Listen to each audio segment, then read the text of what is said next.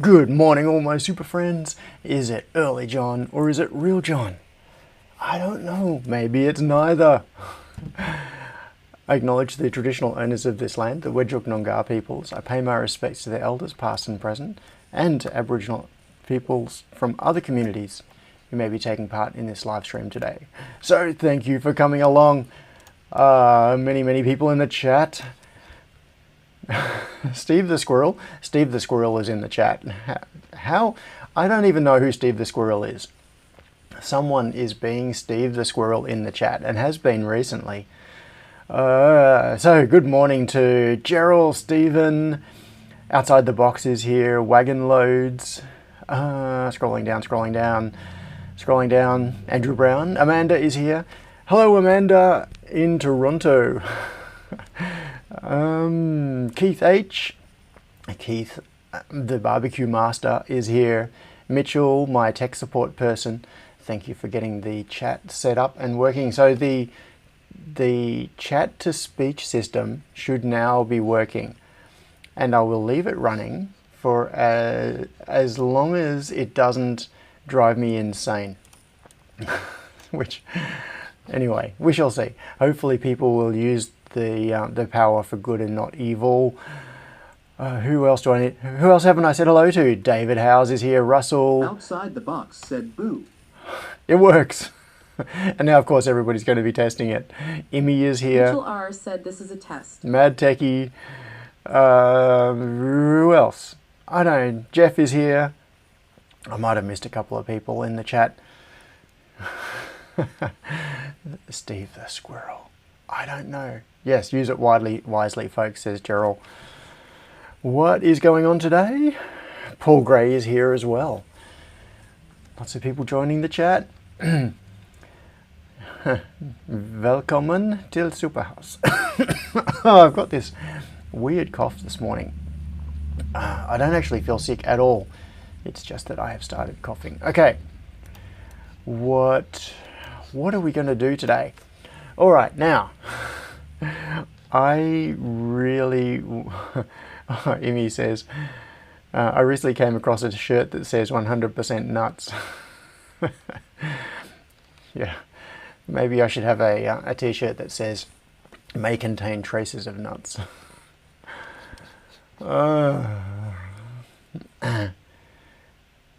Tazzy Bob is here as well.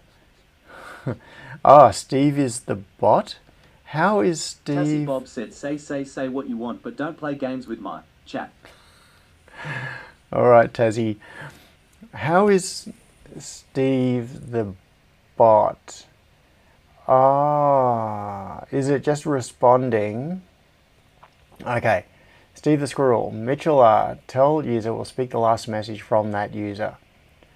Okay. Steve the Squirrel is the bot. That kind of surprises me because it didn't appear to be acting in response to things. It seemed to be throwing in messages unrelated to what other people were saying. Right. Now, firstly, before I get into everything, how is everybody this week? Have you had a good week? Have you been doing interesting and fun things? I've done a few things this week. Last night I got into what I lovingly call Operation Make That Air Compressor Shut Up. And so what I've done is relocated the air compressor to the box that I built under the stairs. So the stairs that go up to the mezzanine. Hang on, I think I took a picture yesterday when I was starting it. Maybe I will see if it is synced to my computer, and I might even be able to show you. And if not, maybe I'll go for a little walk and show you. Take the camera portable. Amanda says got home from the hospital on Tuesday. Well, that's good to hear. I'm really glad to hear that you're back home again. And I hope you're feeling a lot better and well on the path to recovery. My phone is syncing, which means that soon I should have pictures on my computer. And then I can show you what I was working on under the stairs. It's not quite there yet. Still sinking, still sinking. All right. Chip said, isn't boxing a compressor a bad idea? Well, hang on. I had to get that out properly. Where are these pictures? Still not there. Sinking, sinking, sinking. Dropbox is really slow sometimes, coming off the phone. Okay, the problem could be if the compressor overheats. Yes, so Chip, you are right to be concerned. Putting an air compressor inside a box is potentially a bad idea because compressors get hot, and if you totally enclose them, they get even hotter. What a shock. But, yeah, some call it fun is here. Awesome. Now, here we go. The photos are starting to sync up. Although this one, I think it's, I don't think I took I only took one photo. Okay, what I'm going to do is show you a picture, which was when I was just kind of starting it. So let's go to this view. Now, if you don't have some concept of what's going on here, this may look like just a visual jumble. This is looking into the back underneath the stairs that go up onto the mezzanine. So you can see here these blue posts, those are the steel posts that are supporting the landing and the top of the stairs. And this is the triangular shape underneath. You can see up on the right here, there is one of the Z-Wave power boards. And at this point I had started putting insulation bats in, lining the inside of that. And then I'm going to bring up Droid Cam and see if I can show you where this is at. Droid Cam, activate. Do I have it on? Is it appearing yet? Okay, I'm going to press the button for Droid Cam and we will see what happens. Maybe this will work, maybe it won't. Hang on, I've just got to make sure that I don't have anything on my screen that you should not see. My photos folder was open. Hang on, I've got passwords visible in that chat. I've got a chat open with Mitchell. Okay, I think this is all right. I think this is all right. Let's see if the portable phone works. Does it? Hang on. We've got it coming through there. And if I go to camera 8, there we go. Okay. Backing up. So let's go for a slightly seasick walk. So there is the cleanish room. And in fact, I'm going to take you for a walk through the cleanish room. The LEDs around that far door are turned off at the moment. So coming through here, and I relocated the air hose. The air hose comes down here, falls down from the ceiling and goes down into, comes down here into a pressure regulator. From the pressure regulator it goes into that little T-piece and goes into the local air receiver here and goes into the first pick and place machine. So the air hose is currently going through the unlined ceiling, runs all the way along there, and it goes out through the wall. And now we are going to go for a little walk out here. Oh, I didn't turn the lights on. Out in the main factory. Oh yeah, it's light enough. That's all right, you can still see.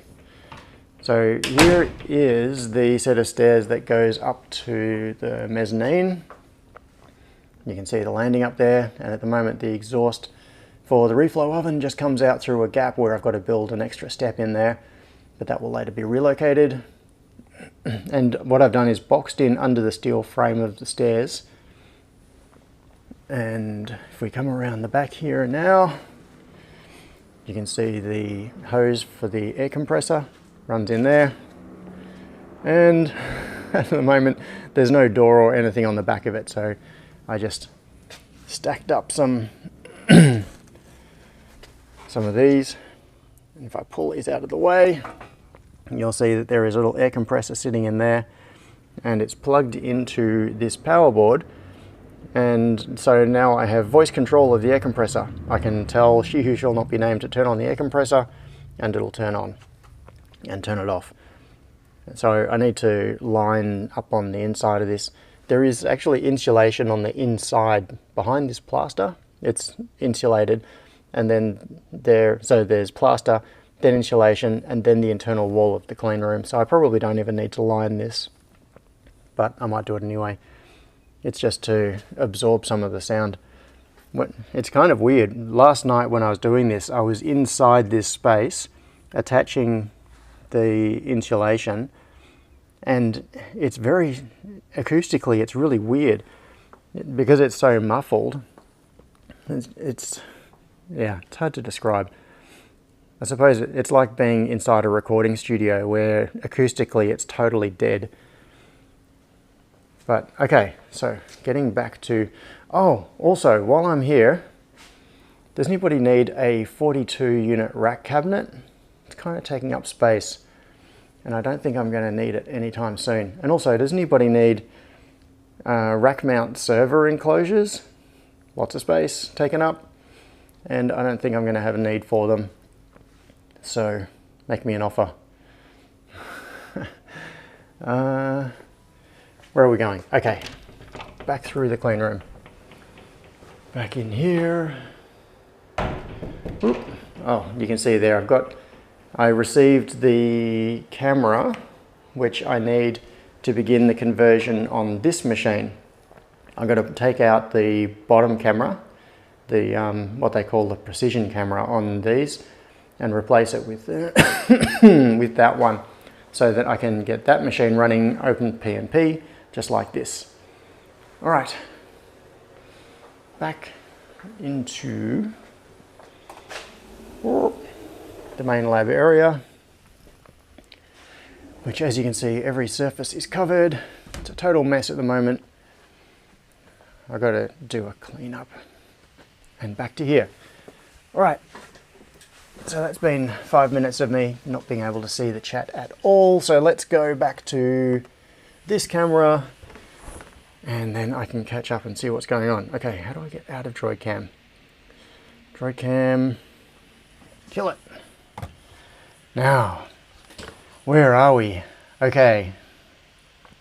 Yeah, so chip says, we had a discussion about it a long time ago. All right, so the part of the point of showing you all of that is that the cavity, this is going to be really annoying if I keep coughing like this. So the cavity in here is a reasonably large volume, and I don't think it's going to really get too hot, depending on the duty cycle of the compressor, how often like what proportion of the time that it's running. I'm also going to put a temperature sensor in here, like one of those little Xiaomi humidity, temperature and atmospheric pressure sensors. I've got a few of those around the place. So I'll stick one inside this enclosure, and I'll keep an eye on the temperature and see if it does get too hot in there. If it does, I'll figure something out. A bit of ventilation. But in any case, it makes a dramatic difference to the noise from the compressor. It's far less obnoxious now. Like when the compressor is just sitting out exposed in the factory area where it was previously, when it was running, you'd have to stop talking if you were anywhere near it, or shout if you wanted to have a conversation. But at least now, when it's in there, I can turn it on and you can hear it running, but it's not obnoxiously loud. Ah, okay. Steven said to make sure to remove all my credit cards from my wallet and spread them around the desk. That was before I went to the portable the mobile camera. Guildco said, how's the KOs doing? Very well, very well. Right now I've got one that is in almost daily use, and I'm about to start the conversion on the second one. But for that I'm going to need another adapter board, which brings us back to the project for today. But before we get to that, Keith said, is the compressor sitting on the concrete floor? Not directly. It's sitting on little rubber pads. There are, well, at one end it's on plastic wheels. So actually that's a good point. What I should do is put the plastic wheels on something soft. But on the other end, oh no, it is rubber stoppers. So it's got rubber stoppers on one end. The plastic wheels that the plastic wheels that were at the other end are missing. They're not actually on the compressor, and they haven't been the whole time I had it. So that compressor that I've been using for all these years was a roadside hard rubbish collection. It was randomly picked up on the side of the road. So who knows what state it's in. I've been using it for years, and it's just been sitting. So it's been sitting on little rubber blocks, basically. The wheels are missing, it's sitting on rubber blocks. Where are we? Okay, so Mitchell said, if only shipping wasn't so expensive. What is that in reference to? Shipping what? Shipping? I don't know. Oh, a comment earlier from Imi. I'm plugged into the matrix. I have 25 electrodes attached to my head and a beautiful neck and shoulder piece that it all plugs into. Outside the boxes I look like a bald queen. Is that because you were doing a sleep study type thing? Like one of those things where they put electrodes all over your head and then you're meant to sleep like that, and it checks the quality of your sleep, and of course the quality of your sleep is going to be crap because you got stuff stuck all over your head. Now, Stephen said my mouse pointer had him trying to get the mouse off the video. Right. Now, let's get on to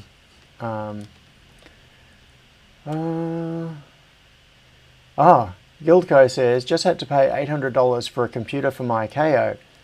Still need to pay to ship it. That's what the reference was to. Okay. $800 for a computer for your KO.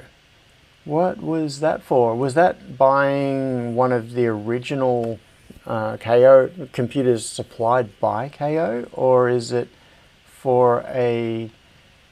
Yeah, okay. I would like to know what that's about. Oh, Imi says, no, all of the electrodes is for a seizure study, trying to figure out if a particular type of adrenaline episode I have is a seizure or not. Oh, interesting. Well, I hope you get some answers.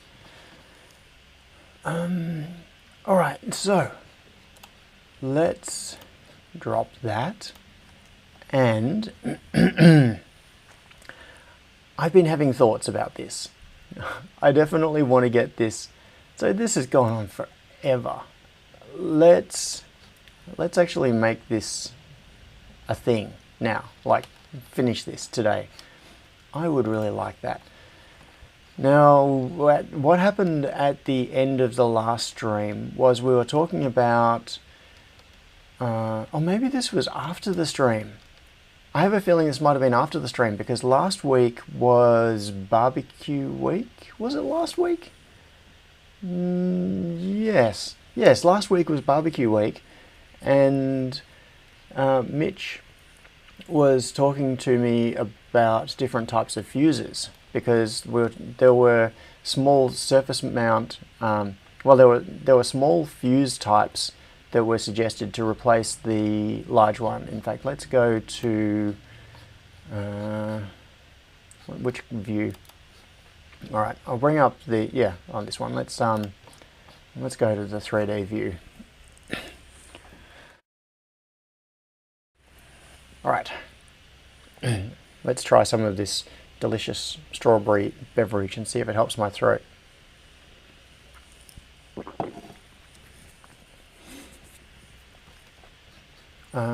Push. All right, I forgot to click that push button. That's, I don't know why, but for some reason I never think of doing that step. Like it's not a UI problem, it's just one thing that's like a glitch in my brain. In this, where it's got this little icon, see here it says click to, so push to 3D PCB. What happens if you click that is it doesn't actually push to it, it brings up this intermediate dialog which says which things to include on the in the push. And it's for some reason I then always forget to click the actual push button down the bottom. So like I click this and then I think, why aren't I in 3D mode? It's because I hadn't pushed the button. I've got to remember to push the button. Alright, so we've got this here. This is the vertical mount fuse holder for a mini blade automotive style fuse. Problem is that by the time that fuse is plugged in, it'll stick right up here and it's really awkward. So at the end of the last live stream, there were some recommendations for fuse holders that were more like a cartridge style holder that go onto the PCB and then you clip the fuse into it. And they could be a really good option. But after the live stream, Mitch was here and we were talking about different types of fuse holders, and he was saying that he was looking for a horizontal mount fuse holder, and I said, aha, I have just the thing. So this, what you can see here, this model, that is for a horizontal mount fuse holder. I've used this on client projects. I have heaps of stock of them. I use them all the time. So a good option is just to switch to that horizontal mount fuse holder. So my plan for today is twofold. The first fold of the plan is to switch to this horizontal mount fuse holder and possibly to locate it where this piezo is now. And of course this button is going to have to move as well, that reset button. So it'll essentially go in this location, but poking up to the north end of the PCB so that the fuse can be accessed through a slot in the enclosure. So what we'll do is when the thing is mounted in that orientation, there will be cables coming in from the left side, cables coming in from the right side, and then the fuse will stick up the top. I think that's a good compromise because it means the fuse can be replaced without opening the enclosure and it doesn't make the whole thing thicker. And so this fuse holder will disappear. So to make that happen, what I'll probably have to do is move the USB port down and maybe move the CAN bus stuff up, like basically swap their locations.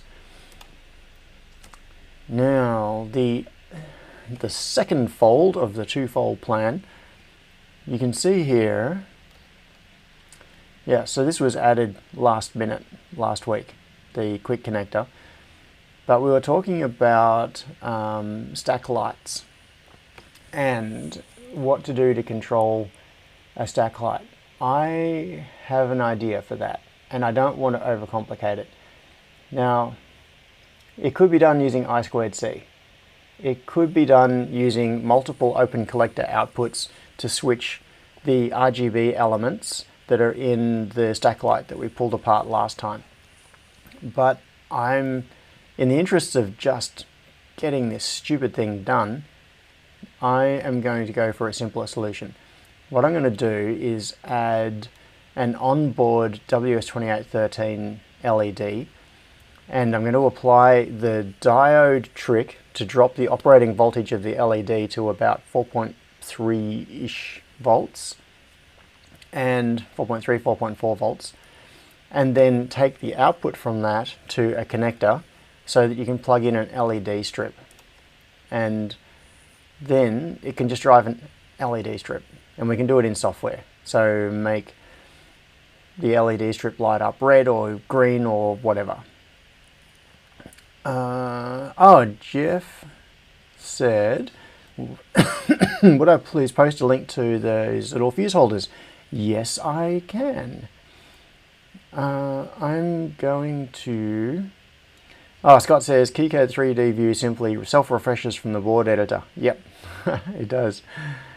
Oh, Andrew Cochran said, I did a sleep study investigating insomnia and slept really well. Confused the bejesus out of my doctor. Right.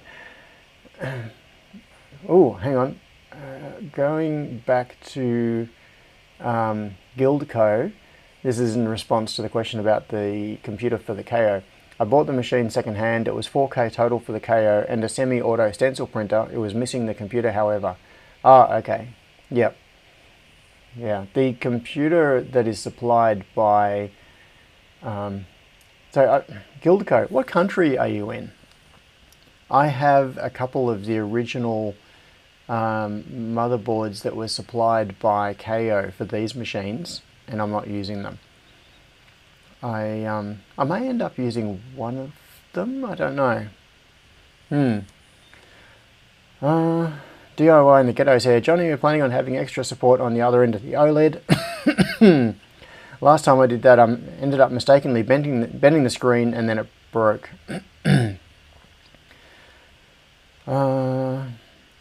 Stephen pointed out that I've mislabeled my snoot button. I sure did. Okay. And I also need to find the link to these. So, where did I get those fuse holders? Let me look. Let's go fuses. I'm going to grab my little fuse parts box. Mini blade fuse holder, right angle. Here we go. This is it. I have DigiKey and Mouser part numbers here. So let's do this. Oh, and I have a barcode scanner. And my thing has barcodes on it. So just for the fun of it, let's try doing this. I'm going to bring up DigiKey. I'll bring it up on the screen in a moment so you can see it. And okay, so we want to go to that view. I want to switch to Australian keyboard because otherwise the barcode scanner gets really confused. And let's scan this code. Come on, scan. There we go. And it has not found it. Oh, hang on.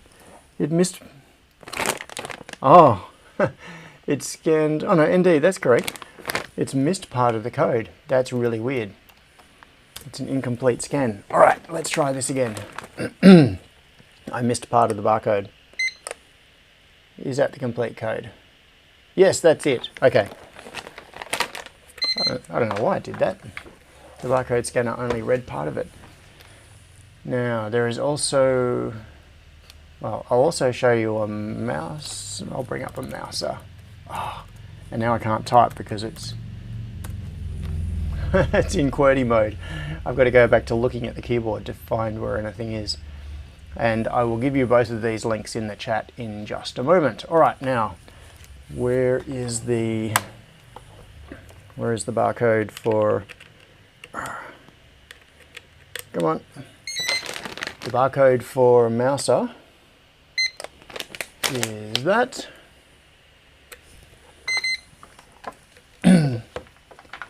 Is it going to go? Come on, search, search, search. Mouser site's just being slow. I think that's all it is.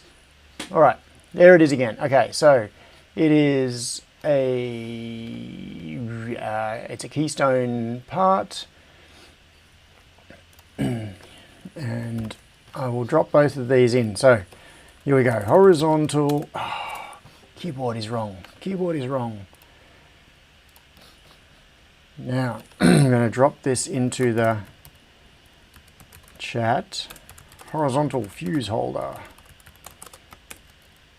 No, not that. Copy this URL. It's got some stuff added on the end of it, which is probably not part of the product code, but anyway. And yeah, you can't sort by stock level. That's annoying. What is the stock on this? Oh, 14,000 at DigiKey. I'm not sure what it is at, where is it at Mouser? 13,000 at Mouser. Okay, so they got lots. It's expensive. So at Mouser, it's single quantities. It's $1.59 to $1.72 at DigiKey. That is an expensive fuse holder. I'm sure there are cheaper sources of equivalent products, but at least this will give you a starting point. Johnny Bergdahl is here.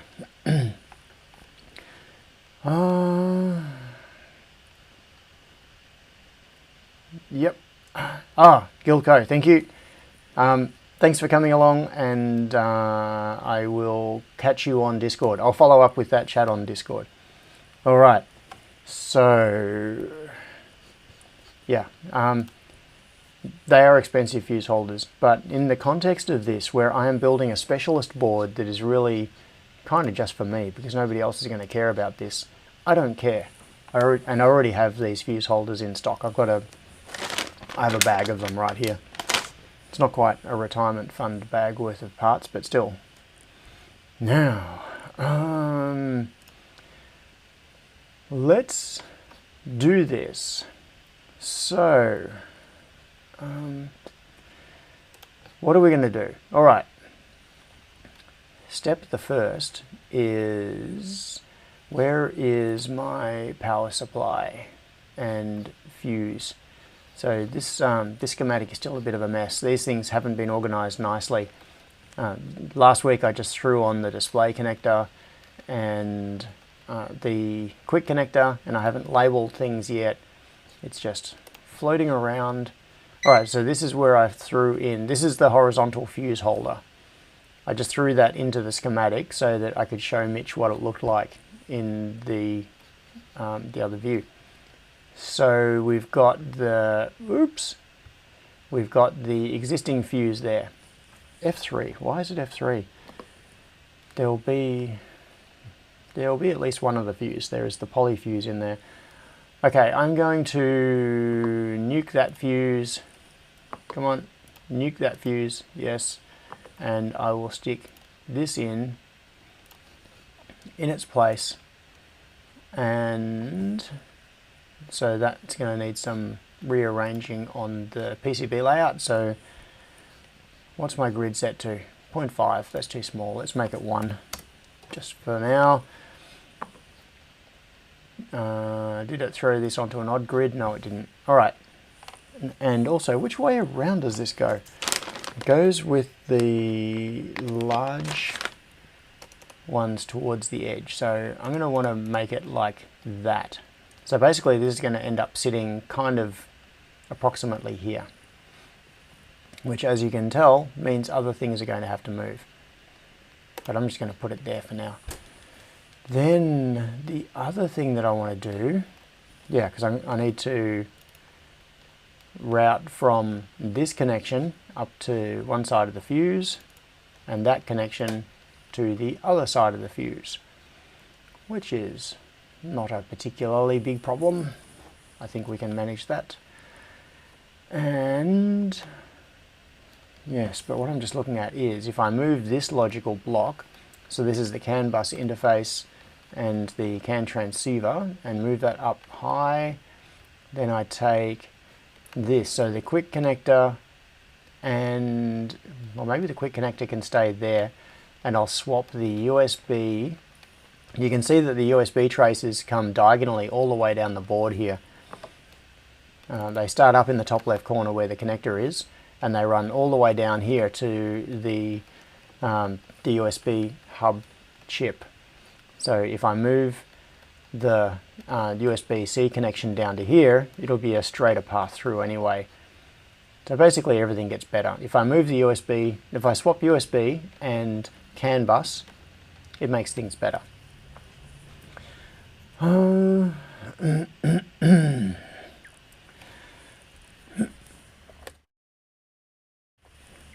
2 fuses for the USB. Yes, Stephen, you are right.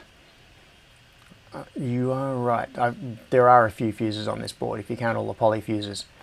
So we've got a poly fuse on both of the downstream USB ports, and there is a fuse on the upstream, wherever it is. I think, if I'm taking power off this. Let's see. Anyway, it doesn't really matter. It doesn't matter how many fuses I have. Yes, so there is a poly fuse there. That footprint looks really large. I know I've had this kind of debate. So it's an 1812 footprint. No, I think it's correct. You'll be able to tell from the 3D version. Yes, it is correct. That is the smaller footprint that I use on poly fuses at the moment. And the piezo, which is currently up here, can move down into this space, I think. And then the LED. So where is the connector going to go for the stack light? Maybe I'll put an LED up in this area. All right, let's add that to the schematic anyway. So where are we going to add this? I'll add it on this sheet. So what I'm going to do is a little bit of a trick.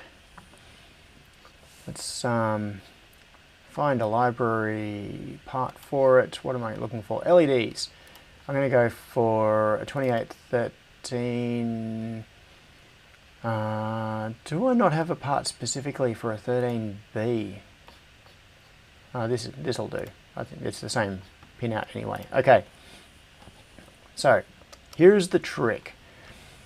What we're going to do is take a what'll we take? We'll take something from the 5-volt rail. Do I have 5 volts on this sheet? No, I do not. So let's take a 5-volt rail, and then we're going to do something kind of tricky. I'm going to add a diode. Diodes, I'm going to add, what have I got? Like a, no. SOD 1, 2, 3. Yeah, a little SOD 1, 2, 3 should do. It doesn't need a whole lot of capacity. Rated to 200 milliamps. Should be alright. So, what I'm going to do is feed VDD from diode. What is that? What am I going to use? Like a 1N914 or something? I'll just stick that on there for now. 1N914, like a small signal diode. I better check. I've got. Where's my diodes box? It's not there. Diodes. Oh, there it is. All right. Diodes. 1N SOD 1, 2, 3. Yeah. Okay. I've got a like a big strip of what is it? 1N5819s. 5819W. So that is a tiny little SOD 1, 2, 3 signal diode. Does a couple hundred milliamps, which will be fine. So then what are we doing? Where am I? Okay, I'm going to swipe a ground from here, and I'm going to stick a ground on there. So backup in. Does backup in get tied to ground? I can't remember. Data in. So we've got, I'm going to have to assign something there and assign something there. And what connector should I use for this? Ooh.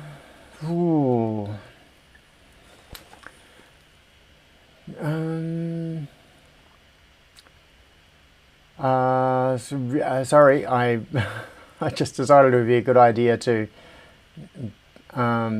glance back at the chat because I have not been looking at it at all. So, Wagon Load says ideal location between USB connectors. That way cables will have more room.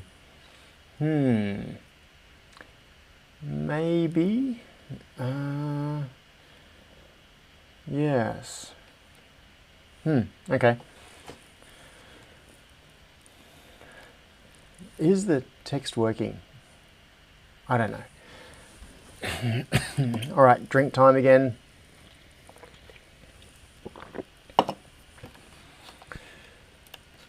Now, let's label this up. The record labels of the Allen Alexa, stop. project. I always forget to mute. Okay, I need to figure out a couple of things. I need to figure out... Mitchell said yes. Cool, thanks Mitchell. So I need to figure out if backup in on the first LED is tied to ground or to data in. I think it ends up being tied to ground.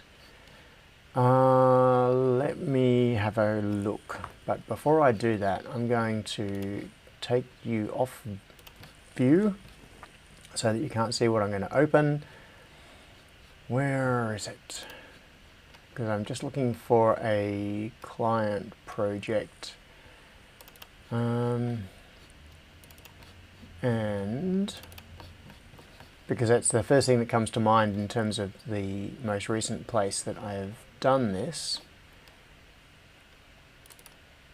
And it's a valid, it's a verified thing. What? No, that's, okay,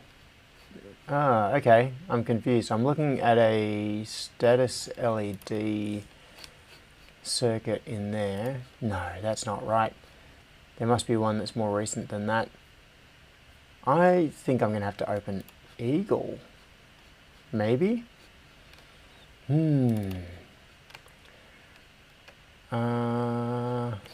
Yes. I'm going to have to open Eagle to go back into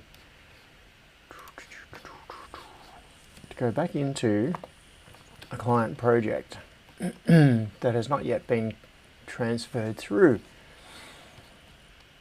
Now, projects, clients. Here we go. Hopefully this has the most recent one.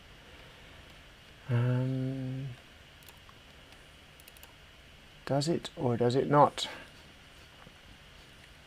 Come on. I'm sure there are people in the chat who are already telling me off. Alright, so backup in on a WS2813 goes to ground on the first connection. Okay. We should be right.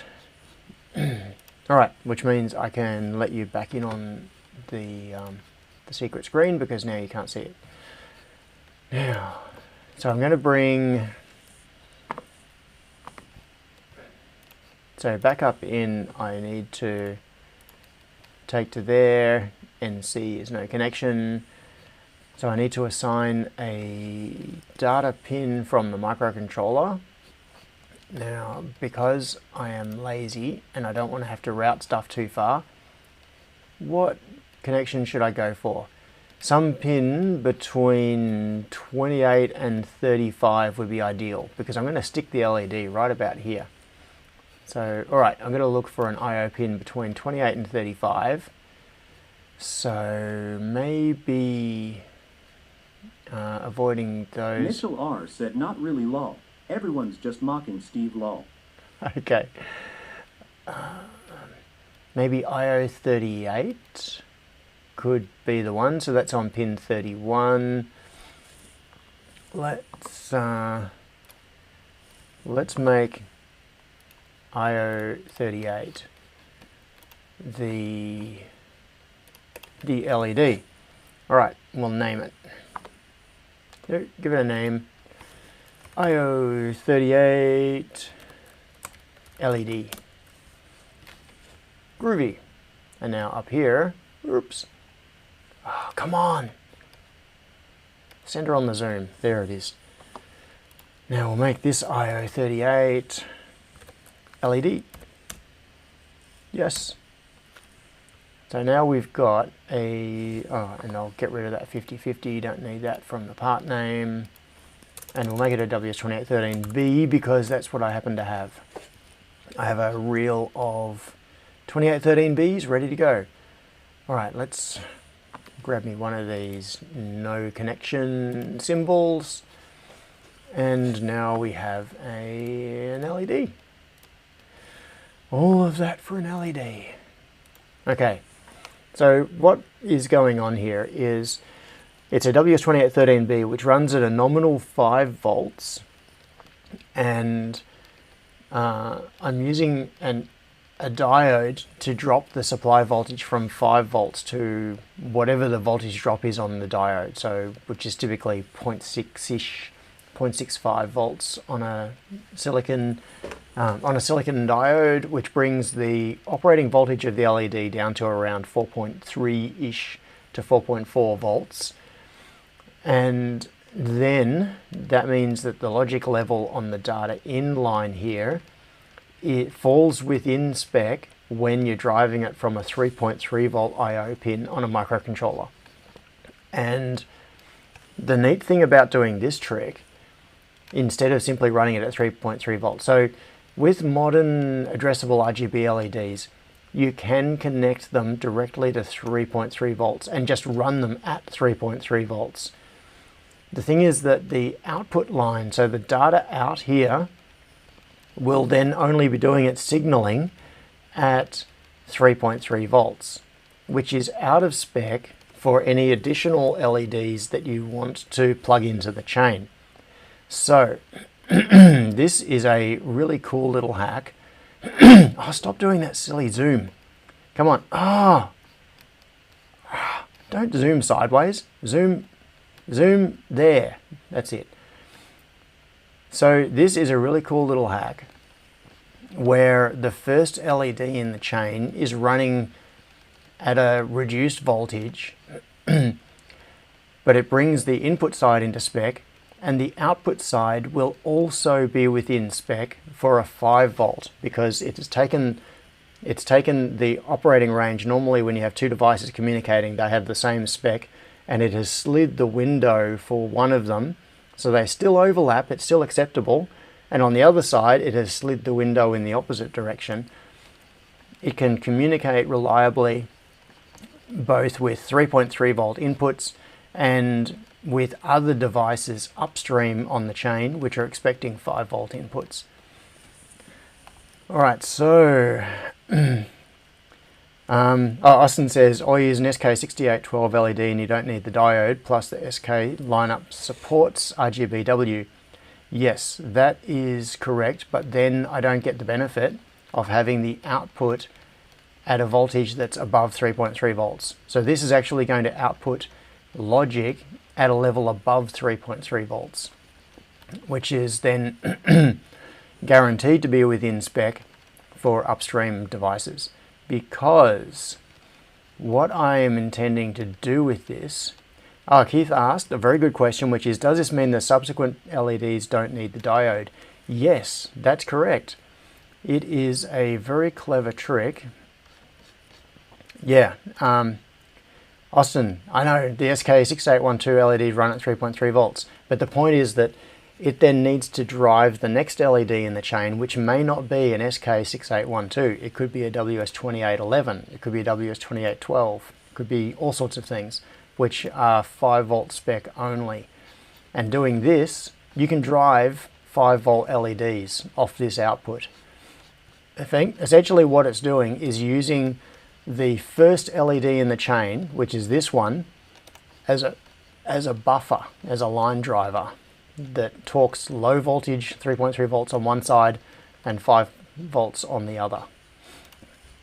Because what I'm going to do is use this LED as the driver for the stack light.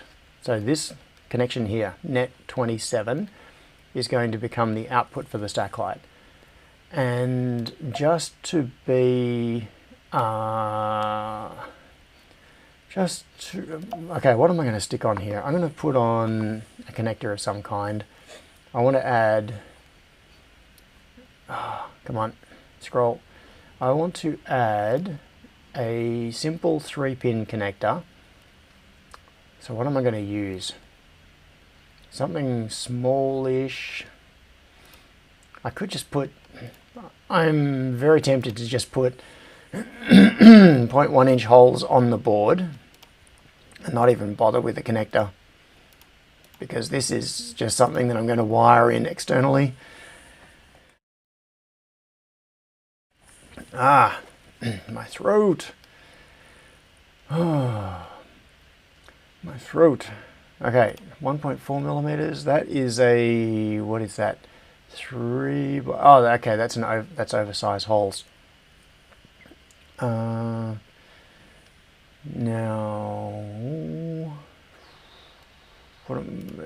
yeah, stuff it. I'm just going to put yes. Update the library. I am just going to put this somewhere here, right there. So what I'm going to end up with is 5 volts signal and ground, just to make it line up. Let's stick it there and there, and I'll get rid of that label because it's just in the way. Take that to the center point. 5 volts to there, ground to there. Okay, so this is the, what do we give this a value? How about stacklight? So this is going to be, yeah, something like that. Okay, this is going to be the connector where an external LED strip can be plugged in. So it's going to be supplied 5 volts data at a 5 volt compatible range and ground.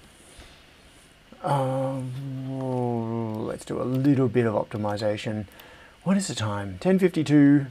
All right, not doing too badly, even with my screwing around at the start of this with compressor shenanigans. So let's just clean this up slightly. Put a bit of a box around it, and there, and there. Oh, no. Undo, there. And I will call it that. Status LED, yeah, I'm just going to call it believe it or not, I am debating whether to call it status LED or status LEDs, because these things really matter. I'm going to call it status LED because it is only a single LED on the board, even though it can drive externally more. Okay. Now, that means I believe our schematic should be approximately correct. Approximately correct. All right. Now, before I go doing anything too much, question is, do I need to move the ESP to the right? I may need to move this whole block towards the right to make room up here. Now, where is the reset pin? It's there. Okay, so we have a reset going down to there as well, which means I can move the reset button up here without too much of a problem. What have we got? So let's get rid of that, and we'll just move this whole block of parts. Move it over here somewhere for now. It's going to go into this area. The LED can go down here. But let's turn off, where are we? Layer views, layers, display layers. Let's get rid of the placement layers. Oh, not the placement layers, the silkscreen layers, just to get rid of the visual noise. Otherwise, I find myself working around the silkscreen when the silkscreen can just be changed. I have to take that out of my brain, so it's no longer a consideration. All right, I'm going to have to, what I'm going to do, I'm going to disable violators on the rule checker, like on the push and shove engine, because I want to move that as a group. And where does that, yeah, it actually works out better anyway. I really screwed up the initial layout of this board. I was so driven by trying to make the connectors be where I wanted them to be that I just did not take into account enough the routing and what that routing would then force upon me. So this is going to end up being down around here somewhere, maybe about there, give or take. Then USB, I want to bring USB down. Let's get rid of those traces. But that's going to have an implication on that. Interesting. Okay, I'm going to disconnect it from that, and I'm going to have to relocate that diode. But that is going to just make things better, I believe, I think, I hope. All right, let's grab these parts. Those parts? Yeah, that'll do. Move that entire block. And what am I going to do with the quick connector? I don't know yet. But I am tempted to, I think I might unroute this, just so I can move things around. Now because I don't know where that's going to end up. So the display is going to stay in the same place. But I am just going to, yeah, I'll get rid of that. That was a link through to the 3.3 volt layer, I think. So I'll just move that out of the way for now. That can always be fixed. And then I'll bring the CAN bus related stuff. Yeah, I'll get rid of that because that route is going to change dramatically. I'll leave the stub of the base. And what am I going to do with this lot? Oh, I don't want to, I'll deselect that. Come on, deselect that segment. There we go. All right, now I'll move that. So this whole block, that's all the CAN bus related stuff. Oh, that's going to get in the way. That display is really going to get in my way. What can I do about that? Okay, what I usually do in this sort of situation is shove it through to the 3D view and then sit and have a think about my life choices and why I ended up in this situation, and have a look at the chat while that is going on in my brain. Okay, so Wagon Load says, you might want to label the LED output 5 volt tolerant. Yes, good point. Yes, I need to put some labels on that connector.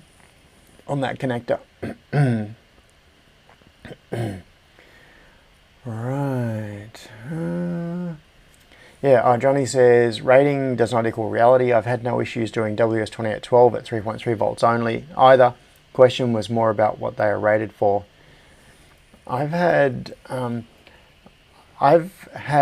differences between reels. In fact, let's, is it here? LEDs. I might have, no, it's in a different container. But I have reels of WS2812s. So I had 3 reels. One of them worked reliably at 3.3 volts. 2 of them didn't. They would only work at 5 volts. They were probably different generations of 2812. They weren't different like 2812A, B, or C, or whatever. They were just plain WS2812s according to the part number. But in terms of how they behaved, I found that one reel worked, the other 2 reels didn't work at 3.3 volts. And I put stickers on them, so I knew use this reel if I am populating boards that are running them at 3.3 volts, because I had client boards that were running them at 3.3 volts, and use these reels if I'm running them on boards that run them at within spec. So I suspect that it is age related. It's quite likely that the older reels that I had didn't work at 3.3 volts and newer reels did. That's just my guess. Scott says that I should route the USB lines as a differential pair. Yes, I should. For the lols. Chip says, finally coffee and energy drinks have infused and it feels like my brain is in gear. Welcome. Now get that turbo on boost. David, deadpan, lose it. Undo, undo, undo. Can you rotate the display 180 and move the OLED connector to the other side of the ESP? Wagon loads. Yes, you are probably correct. See, this is the benefit of having other people looking over my shoulder. Now, I'm curious to know, what is the routing on that? Where did I take my I2C lines from? So it's from there and there. Yes, I'll have to run the traces across, but yes, you are right. I could just rotate that 180 degrees. And then all of this space is cleared up. In fact, I'm gonna do that. Yes, thanks Wagon Loads. Let's unroute. Let's rip up these. And what is that trace? I got no idea. What is that trace? CAN RX. Oh, okay. Yeah. All right. I've got an intermediate layer trace there. We'll get rid of that. All of that's going to have to be rerouted anyway. So what I will do is rotate the OLED by 180 degrees. Ka-choink. And now it is over. Now it is over this side and slightly interfering with this fuse. But that's not a problem at all because we can just move the fuse. Let's see.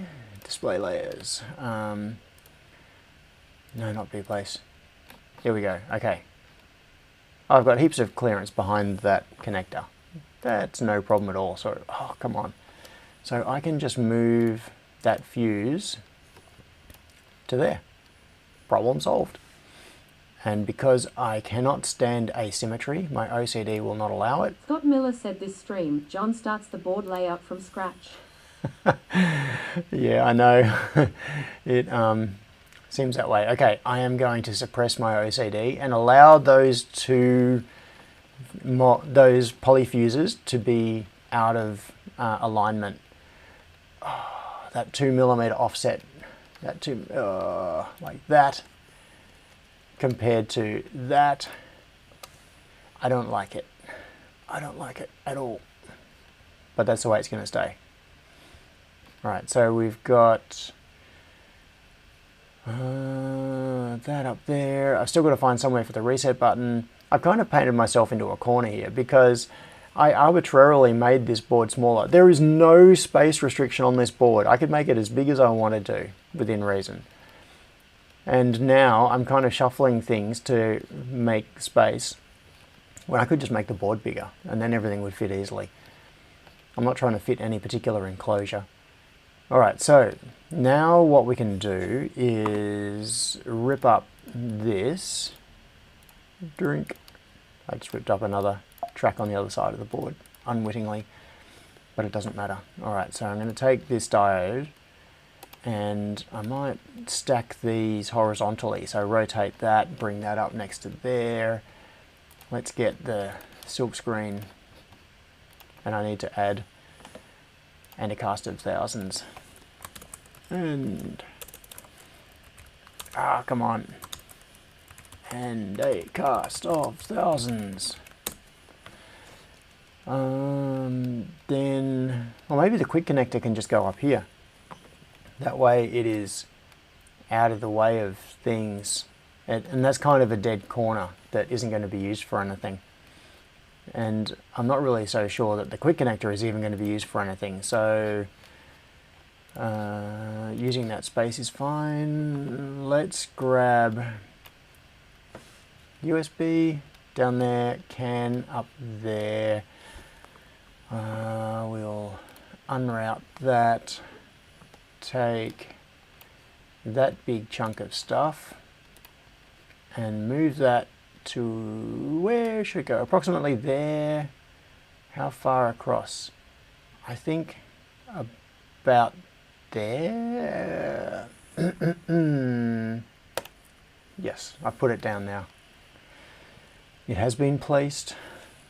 So let's grab the USB related stuff. No, before I do that, stick that up out of the way. Before I do that, I'm going to rearrange this slightly. So I'm going to stick that there,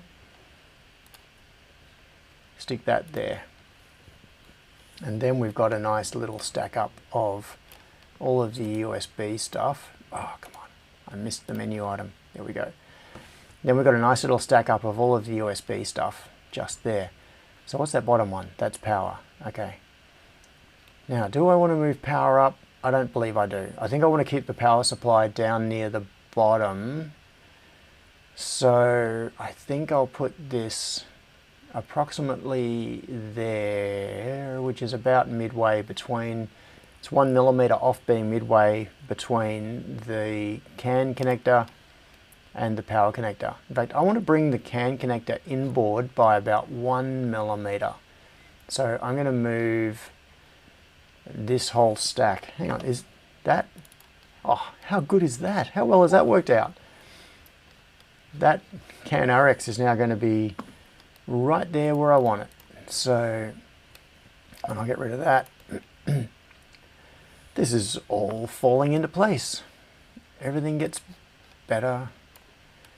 So I'll move that inboard by 1 millimeter to there. Okay, that way the connectors will line up. Then, yeah, I can get rid of this via, get rid of that trace, bring this trace through. It's too soon to be to be routing because I'm still moving stuff around, but I couldn't resist it because that one was just right there wanting to be connected. Okay, so now we have CAN up there, we've got the quick connector just above it. Might go slightly higher. I'll move the quick connector by 1 millimeter. I don't want it to be too close to this mounting hole though. Nah, stuff it. They can be up next to each other. These pluggable screw terminals are totally contained within, like the geometry of them is totally contained within the boundary of the connector, like of the socket, which is a really nice attribute of them. You can stack them hard against each other and you can still plug the connectors in with no clearance issues. So that should be fine. Then, what else am I doing? Okay, so the piezo can go down here somewhere. Where is that going? 5 volts. I don't know. It was going somewhere, but whatever it is, it can be rerouted. So let's remove those and stick the piezo in here. Look at all this space. Oh, I can unroute that because that can be fixed later. Oh look, there's a track right there. That's where it comes from. How did I get this positioning so bad the first time around when a little bit of reblocking the major subsystems and this routing just gets so much easier? Okay. Scott says, check your Discord DMs for why shrinking that board was silly. Okay.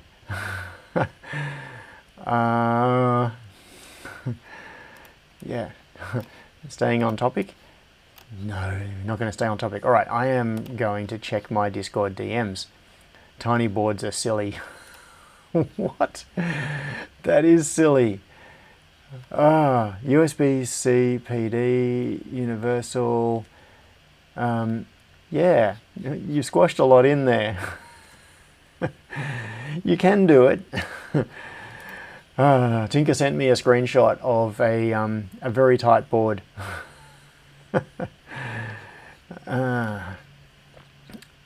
Do you mind if I share that, Tinker? I can bring that one up on screen if it's all right with you.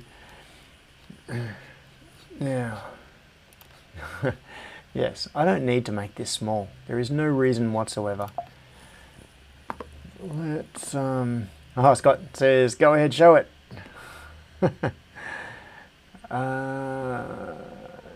Cool. I'm going to bring this up hopefully in a way that will not reveal anything else. All right, I'm not revealing any other private chat. That's good. No. Oh, that was a fail. Okay, look at this. That's a tightly routed little board. Hang on, I'm going to do the thing where I open that in a browser. No, wrong window. I'm going to bring this. Sorry, I'm rearranging windows and things so that I can get things up on the screen that I want so that you can see it. That's better. Here we go. Yes. So, oh look, there's the Easter Bunny. I want a chocolate egg. And there's a wizard with a computer. I kind of want to ask about what this board is, but I also know that I will spend the next 20 minutes geeking over it. So I'm trying to resist the urge. Ground, V out, USB-C, PD. So we've got a, ooh, there's a 3D version of it. Okay, let's do this, open in browser. Oink. Okay. Reset. Oh, I am so. No. Okay. I've shown it, but now I am going to get back to this because that board looks so cool that I want to talk about it. And if I do that, I am never going to get back on track for this. What are we at? 11:13. And we are so far backwards. Scott says it's the NerdMage USB-C PD sync controller. Yeah, USB-C powered device sync controller. What is a sync controller? Is that like a controlling the mode that the USB-C upstream device goes into? I don't know. Scott, maybe you can explain it in the chat. Now, where was I? Okay. Well, maybe I can put the LED down there because I also need somewhere for the reset button, which could be up here. But I don't want the LED to be below. 45 minutes remaining. System notification. 45 minutes remaining. Thank you, Mr. Squirrel. Yeah, I think I'm going to put the LED down in this area rather than up here because I need to put a reset button up here as well. And I think I'm going to change. So the reason that I went for this reset button was to be able to put a long stalk on it and have it accessible from outside the case. But maybe that is not required. Or maybe I should put a right angle reset button on there. That might be a better idea. Yes, let's do that. Okay. I'm going to, in fact, it makes this other bit of routing easier as well. So I'm going to, come on, rip up. Henrik Ostrov said, why did you redesign it also? Did you look the SMD fuse holder and fuses? I sent the link last stream, I think. Yes, I did. I talked about that earlier, and I'm going to go... Yeah, so thank you for that link, Henrik. I'm not going to use those SMD fuse holders. They look really cool. Why can't I do that? Okay, that's better. Rip up. No, not rat's nest. Rip up. What? My... yeah, my macro keyboard is sending the wrong command. That's very strange. Okay, yeah, they do look very cool, but I'm not going to use that particular one. What I'm going to do is use a right angle thing, which you will see in a moment, because I'm going to switch to a 3D view again in a minute, and hopefully the things will start making more sense once we can see everything in context. So I'm going to stick the boot button there, maybe up a little bit, because I can always move these lines, and then I'm going to put a right angle reset button up on the top here, and which means I'm going to have to move this LED. Obviously this is just the power LED, so this reset button is going to be replaced. Let's go into the schematic. Where's the reset button? There it is, reset. What will I replace it with? I want... Wagon load side would it react the OLED if you push the reset under the low end and press the screen to reset? Would it break the OLED if you put the reset under the loose end and press the screen to reset? That's pretty clever. No, it doesn't. In fact, this... Alright, I'm going to see if I can get this on camera. This is the... Oh, it's going to be really hard to get out. I've got a whole lot of stuff stacked on top of it. This is the conference badge from LCA a couple of years ago. Let's see if I can do this. So this is the conference badge, Linux Conf AU. It's got two screens on it, and you can probably just see that there are buttons under the screens and they flex. So when you press the... Can you hear that click? When you press the screen, it activates the button underneath it. So these two screens are actually buttons. Yes, that can work. So you could use the screen as a reset button, but I don't want to accidentally reset it. So it's a cool idea. Switch, tack switch. What right angle tack switches do I have in my library? I don't know. I'm pretty sure I do. Tack switch, 2-pin ground. Yeah, I think these... Here's a right angle one. Which one? That one or that one? That one or that one? I'm pretty sure I have some of these in stock. I am going to... Alright. I want to pick the right one. So I'm going to very quickly have a look at my switch stock. Go for a little walk back into the cleanage room, because that's where my parts drawers are temporarily, and find my right angle tack switches. Oh, I've got some little ones here. These are tiny, and larger ones. I think the larger one is what I want, and I'll just see if it matches that footprint that I have in my library. Back again. Okay.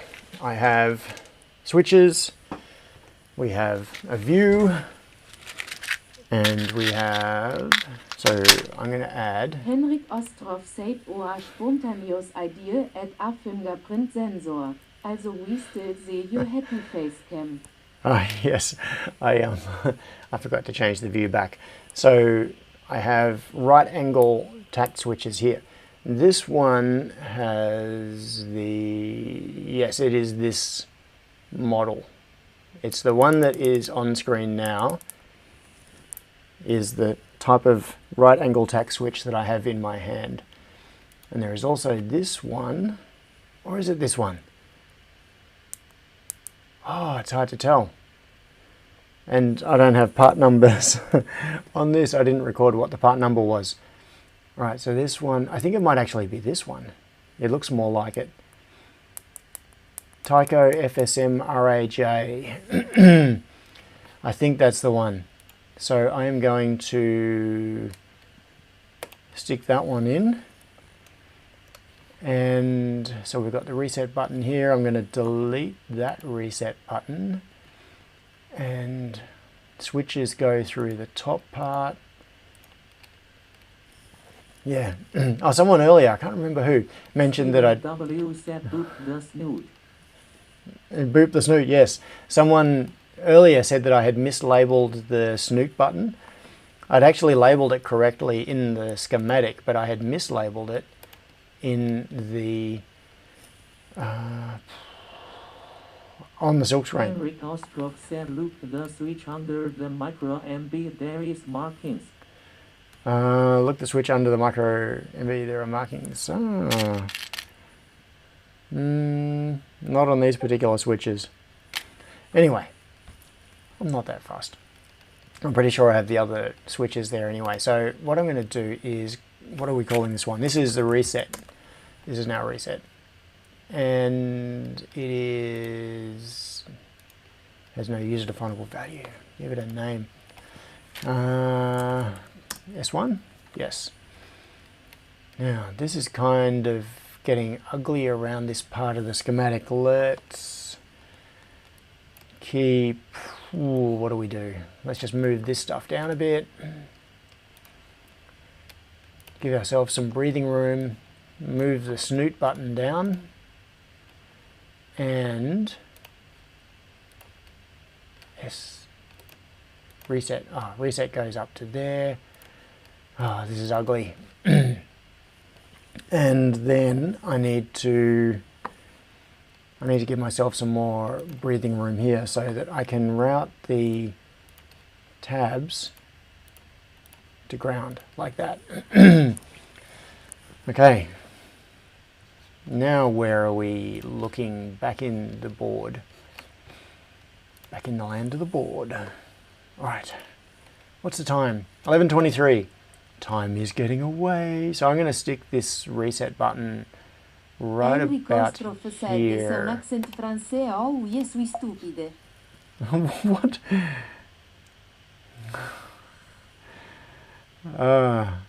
Okay, I think that was saying that the French accent sounds...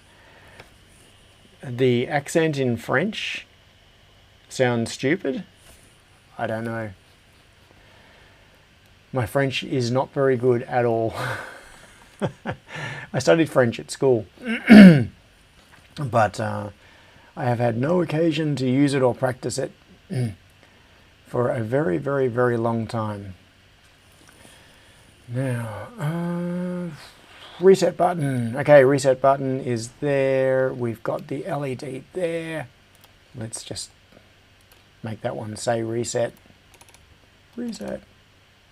Yeah, that'll do. Close enough. Close enough for government work. Alright, reset button. Then the LED can come down to here with its connector. And I think we're really close to having everything on the board again at that point. So then I can start fixing the routing that I ripped up. I've pulled up so much of this routing. Alright, so we'll stick the LED down here. Let's, for now, just put these somewhere and then I'm going to shuffle them. Power LED, where can I put that? I don't know, and I don't particularly care either. Okay, so that is the bias resistor on the reset line. We can get rid of that, and then put that. Where am I going to put it? I'm going to, just to make my routing easier, I am going to swap the pins on that switch because these traces are currently crossing. So what I'm going to do is come come in here and delete some traces. Then I'm going to mirror the reset switch. I know I could have done a gate swap or something as well, but oh well, this gets the job done quickly, and it ends with the schematic in a reasonable state. So reset S1, that's not too bad. And now back in the board layout, hang on, yeah, reset, yeah, okay, that's fine. So we've got ground going to there, we've got the reset coming to here, which is near the bias resistor. Let's move that bias resistor a little bit closer, which makes it, oh come on, move that wire, which gives it lots of clearance from that corner hole, and we'll get it to deal with all the air wires, deal with all of the ground air wires and things. Okay, so how are we looking, ladies and gentlemen? I think we are close to being able to start doing some routing again. Oh, I just need to find somewhere to put the power LED. Oh, let's fix this snoot label while I'm here. Snoot, that's better. And I think I might move all of that down a little bit, just away from those traces. Move group. Where will I put it? About there. That's 1 millimeter lower than it was before. Still leaves plenty of room. Alright, now we'll do the pour and the rip up. Where am I going to put the power LED? Austin's_creations said, I think Tinker sent you another awesome DM. Oh, did he? Okay, I will check in Discord. Oh, it's a multi-board stack up. Check this out.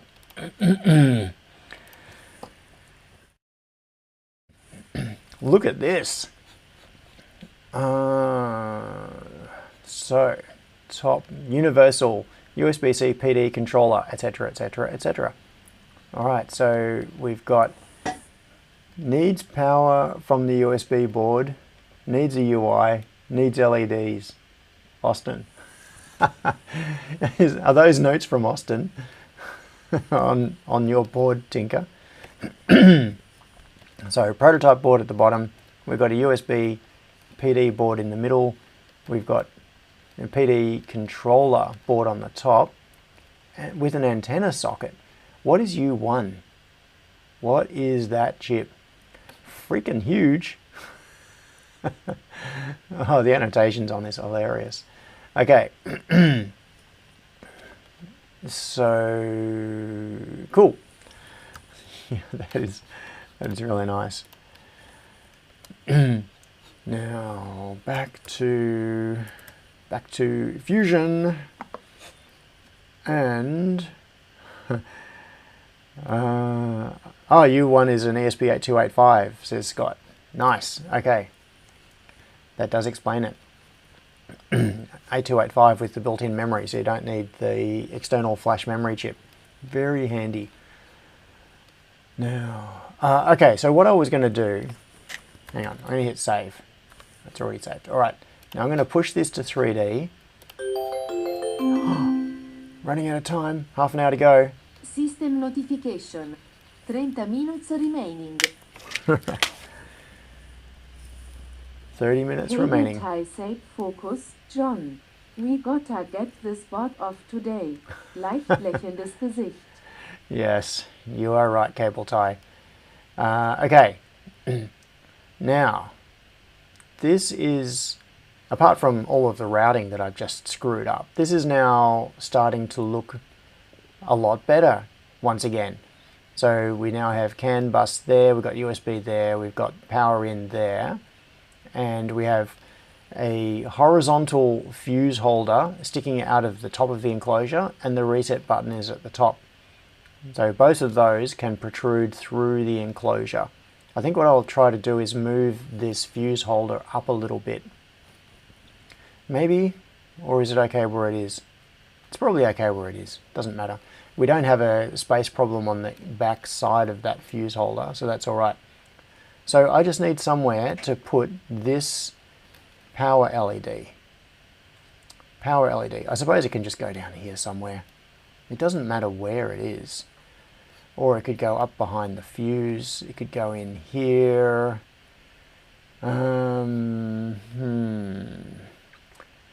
Where? The silk screen. Side, now you just need to move all components to give space for the most important thing, the silk screen. Yeah, the silk screen. Now, I'm going to stick the power, where will I put it?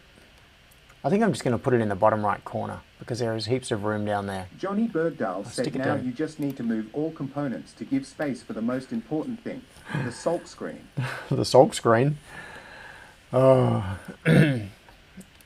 make that silk screen sulk. Move. Move. Okay, I'm going to stick this power LED down into this space down here. It can just sit right here. That is perfectly acceptable and it's good enough. It's done. Ship it. Alright. And because we've got a 3.3 volt plane on one of the layers, all it needs is the wire to drop it to 3.3 volts. So let's just route some of the really easy stuff just to get it out of the way. Before we begin though, what's our air wire count? 24. That's not too bad. Let's start routing. And where is that one going? Over to there, reset, reset, and reset is also there. I'm just wondering about the best place to target because the air wires don't necessarily show you the best route. So we've got to get from there to there.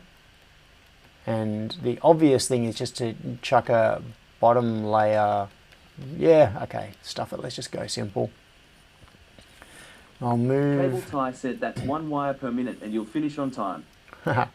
1 wire per minute. Let's just move those thermal wires down there, route there. We'll drop to the bottom layer, bring it down here. What else do we need? 22 air wires we're at now. Okay, so what's that one? SCL? Why is that rotated like that? That's a little odd. SCL, and why doesn't that go to there? Ah, doesn't really matter. Anyway. good idea for the LEDs. Power and GND could be reversed. I didn't understand a word of that. I'm going to have to read it. Is an unkeyed header a good idea for the LEDs? Power and ground could be reversed. Ah, right. Okay, so you're talking about for the external LED. Yeah, I just threw this on here. I haven't even positioned this yet. I just threw this on here. It's an unkeyed 0.1mm pitch header, just because. I may end up putting a keyed header on there. What I could do is, in fact, well, it'd make it kind of high. The thing is that if I have a header coming in vertically, it's going to be high. So I don't want to over-engineer this part of it too much. This whole thing is just a last-minute add-on to be able to drive external LEDs, maybe, not necessarily, definitely. So I'm just exposing it to a header where I can solder wires onto or do whatever I want to. Right, so what have we got here? There is, on the quick header, we've got 3.3 volts. Well, that's an easy one to solve. Come on, bring it down here and let's just drop it to make that a 0.5 via. We'll drop it to the 3.3 volt plane, 20 air wires we're at. All right, 20 air wires, and we've got 25 minutes. So, well, those are just passed through. 12 volts and good. raw. Now you have to do 2 tracks per minute. Yeah.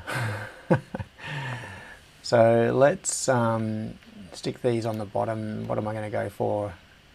For the main power tracks, 0.8128 on the bottom layer. That'll do. It's not going to be taking huge amounts of power anyway. It's not a high current board. Alright, so then we've got 12 volts going to there.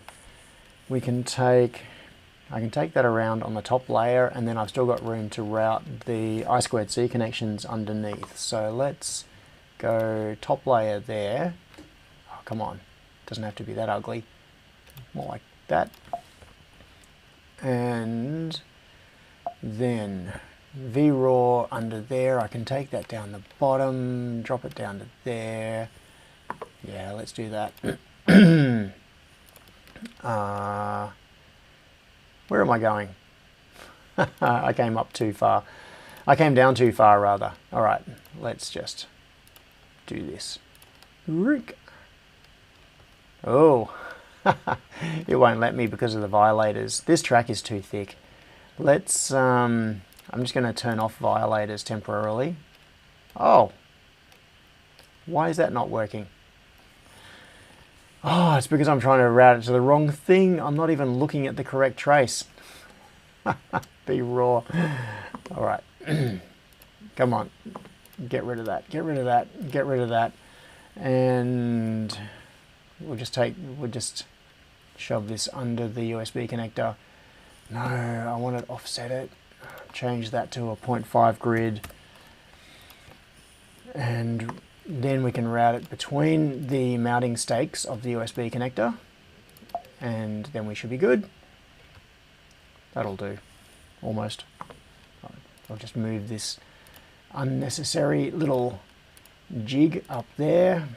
In fact, I can remove that jig entirely.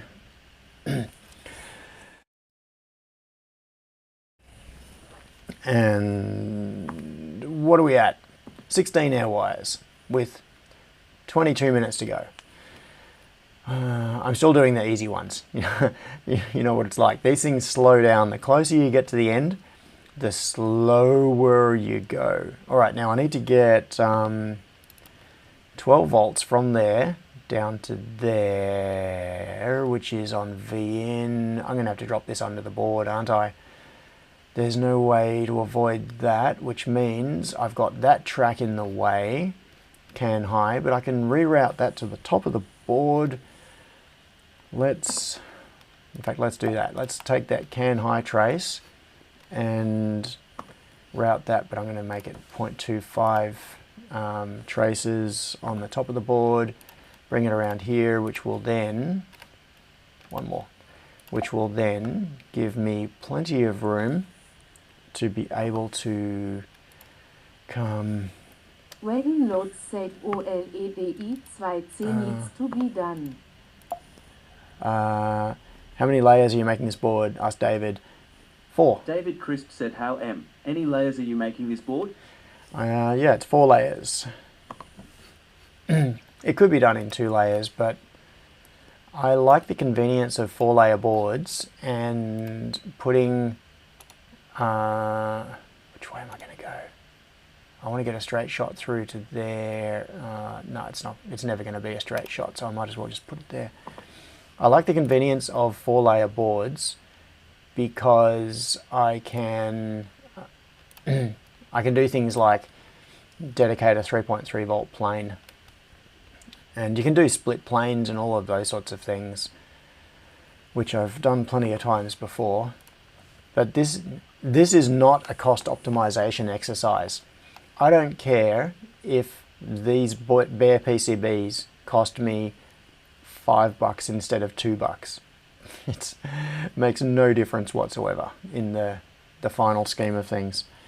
So just going for a 4-layer board, solving the problem. All right, so that trace I could take through under there. All right, let's fix this. I'm going to get rid of that. I'm going to move that 3.3 volt via to there, then it'll dramatically simplify this, because what I can do is get rid of that duck under, and I can take this CAN data line through here and a little bit more and into there. Now that I will move aside, increase the clearance on here, and then we should be good to go. Okay, so we've got 15 air wires. I haven't made much progress. I've just been moving things around. I'm going to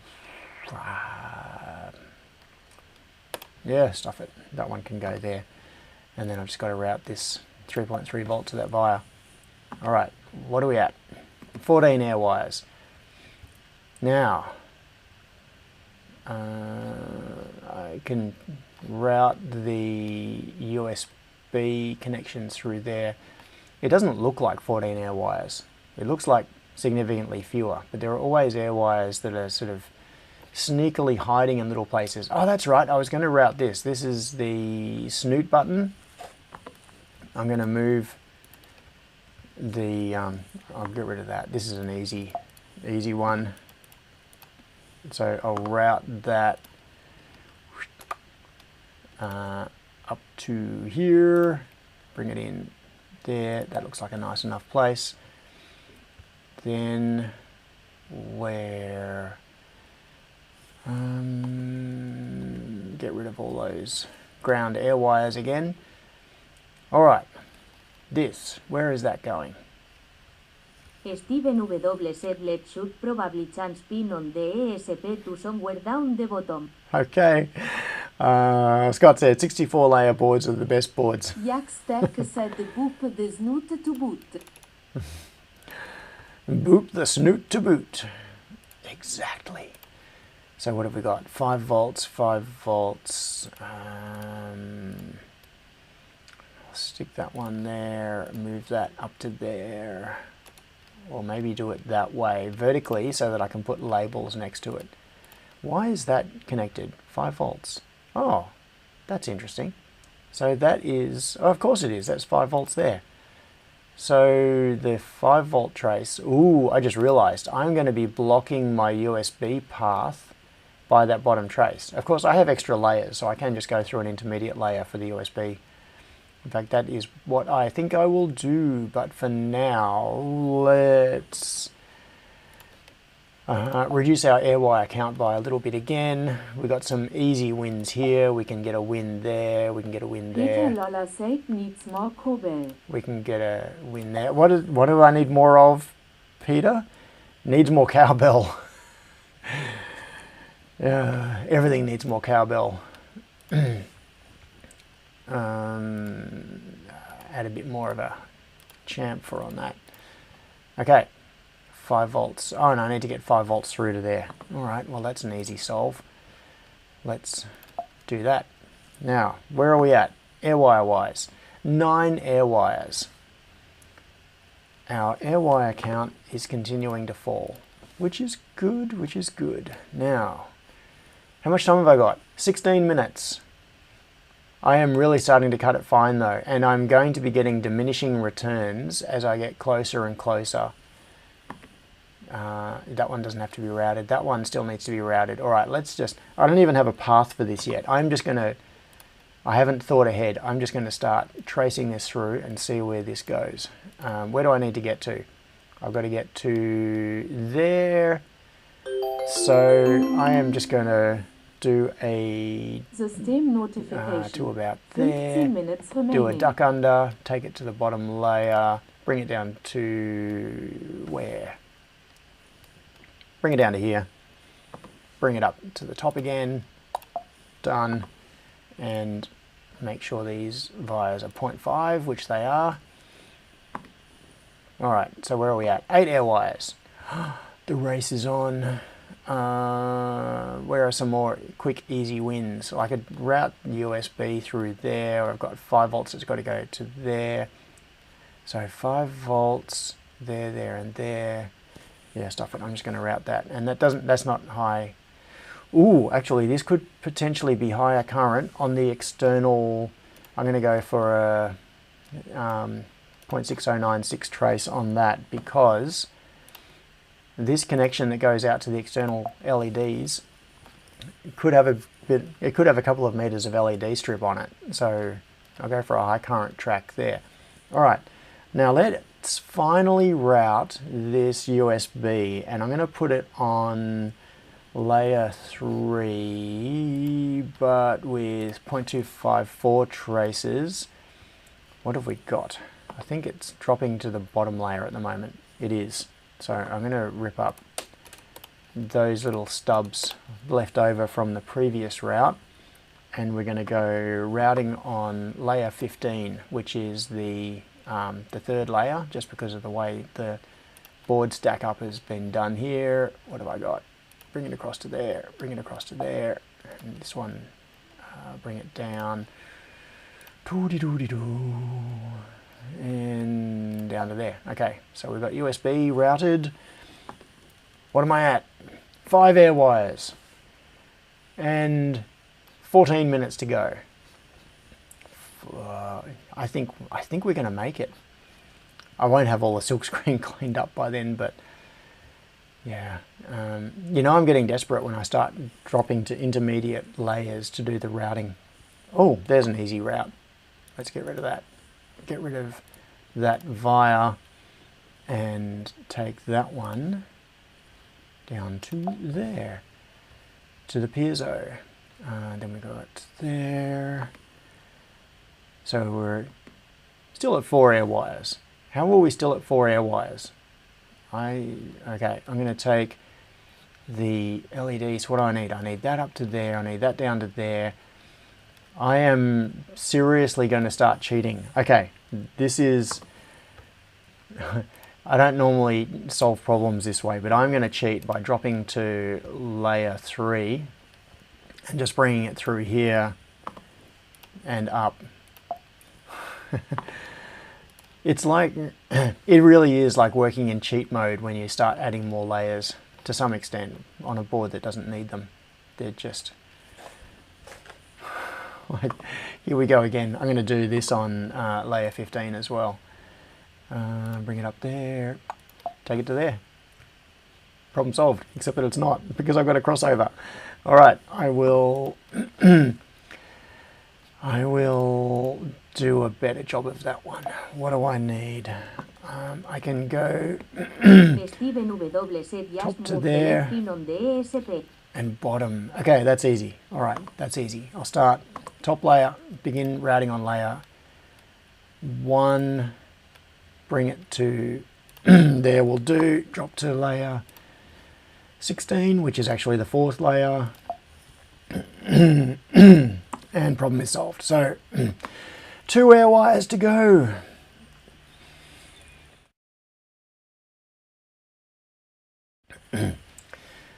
Okay, so what have we got? We've got SCL to route to the display coming from there. And where's the other air wire? I wonder what a 128 layer board would cost. I don't know. I have never even considered that. All right, I'm going to do the routing on that. I can get that through the bottom layer as well. Let's go for bottom layer from here, take it up to here, scooch along here a bit, bring it up onto the top, and we're done. So we should now be at 1 air wire, I believe. I'll just check that via size. Yep, force that to be 0.5. Rip up. 1 air wire. Where is this one mysterious air wire? And I'm going to get rid of some of this visual noise with that fine pitched grid. All right, let's find the air wire. Air wire. Where are you? There. Oh, how on earth am I going to route that? What a problem. What a problem. And what size is that trace? It's a 4064. So this is the main power coming in. Alright, so 4064, I'm going to just, it's necked down to fit around here. We could go, yeah, 6096 I think. Just for consistency with my high current track sizes. So I'm going to go 6096 there, and then this output I'm going to do a layer size change to 0.6096 on that, and then drag this down a little.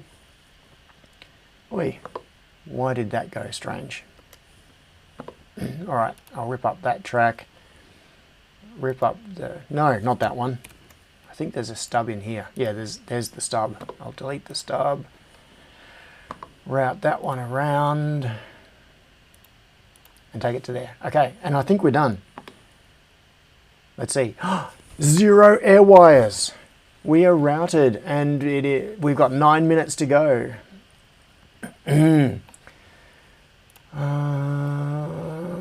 Now we just have the minor problem of all of the silkscreen. Henrik Ostroff said 20 layers in JLC PCB cost $632. Whoa. Yeah, let's not go for a 20 layer board. And definitely let's not go for a 128 layer board. Alright, I want to move, where are my fiducials? I've got one down in the bottom left corner. I've got a fiducial over here, sort of near the bottom right corner. So what I want to do is put this fiducial back in. Cable tie, say John read some chat about the LED. I'm going to move this and stick it under the fuse holder up there. All right, now, what was that message? I missed that. Read some chat about the LED. Okay. LED. Where is the LED stuff?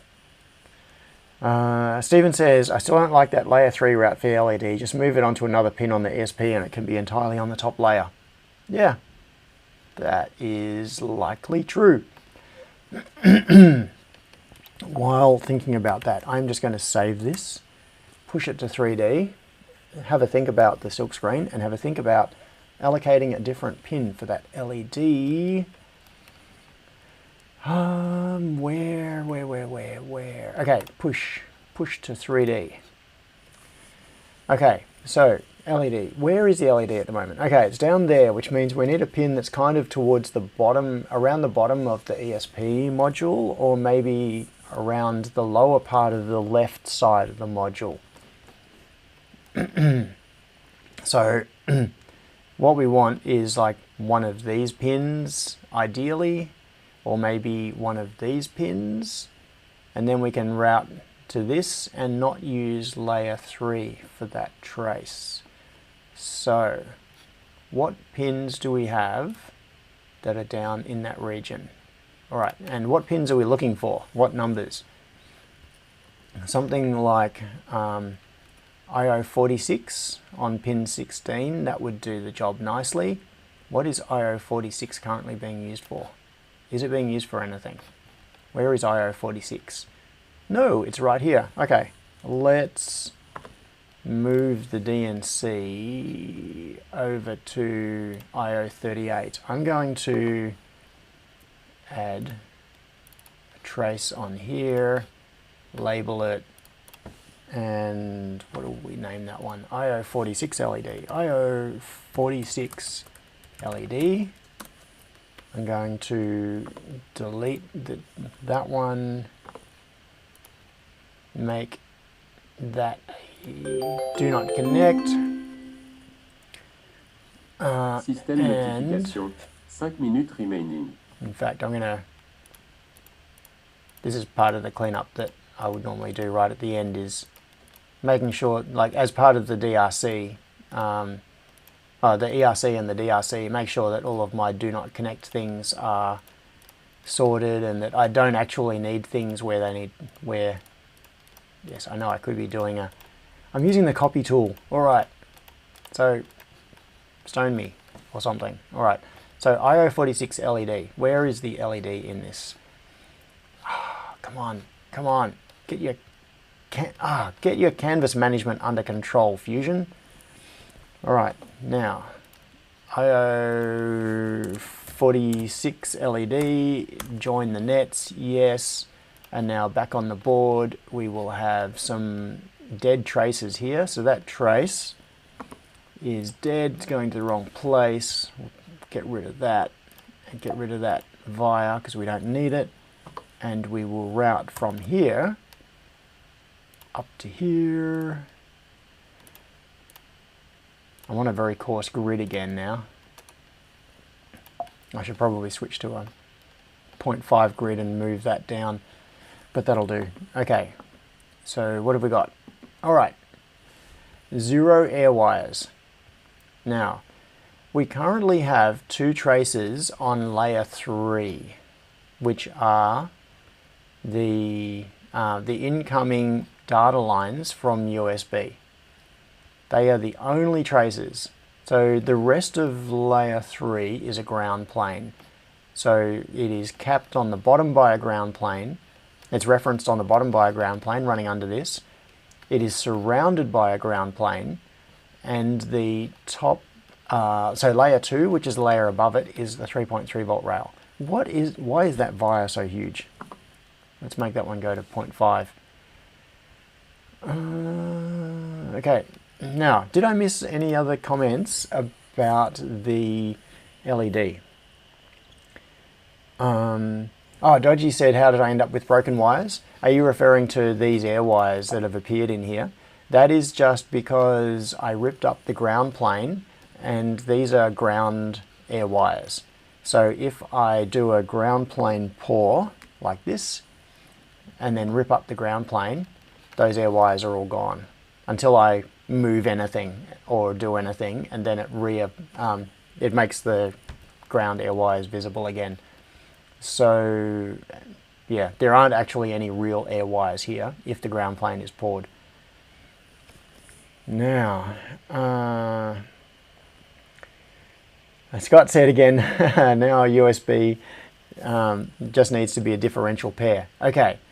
So, what routing options have we got in here? Route a differential pair. Let's rip up that, and that. Well, we'll take it back to this point. Back.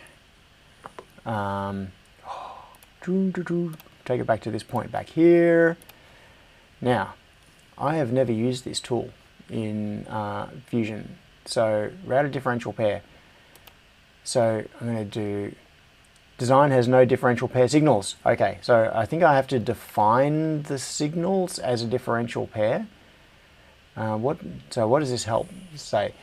Converts unrouted connections of a differential pair into routed wire tracks, activates a differential pair, and then designer highlighted to begin, you click one, blah, blah, blah. Okay, so I need to say in the schematic that those are a differential pair. All right, and that is, so that's upstream. It is DP0, it's this one here. So it's these two. I need to define these two as a differential pair in the schematic. I think we're almost out of time. We're kind of at the point where I'm just doing this for the fun of it now, like messing around with this stuff. So, differential pair. How do I define this as a differential pair? Seconds to lunch. Okay. Now, how do I define a differential pair in the schematic? It's lunchtime. System notification. Stream is over. Stream is not over. I am going to keep going because I want to figure out how I... Chip is confused about the fuse. Jackstack said net names need to be the same, then add plus or minus at the end. Oh, okay. Net names need to be the same, then add plus or minus at the end. Does that just automatically make it a differential pair? Okay, in that case, let's try this. I'm going to rename, so here we've got DP0 because it's port 0 on the USB hub and it's data plus. So I'm going to call that USB D for data plus. And then I'm going to name this net USB D minus. Now, does that automatically make them a differential pair? I don't know.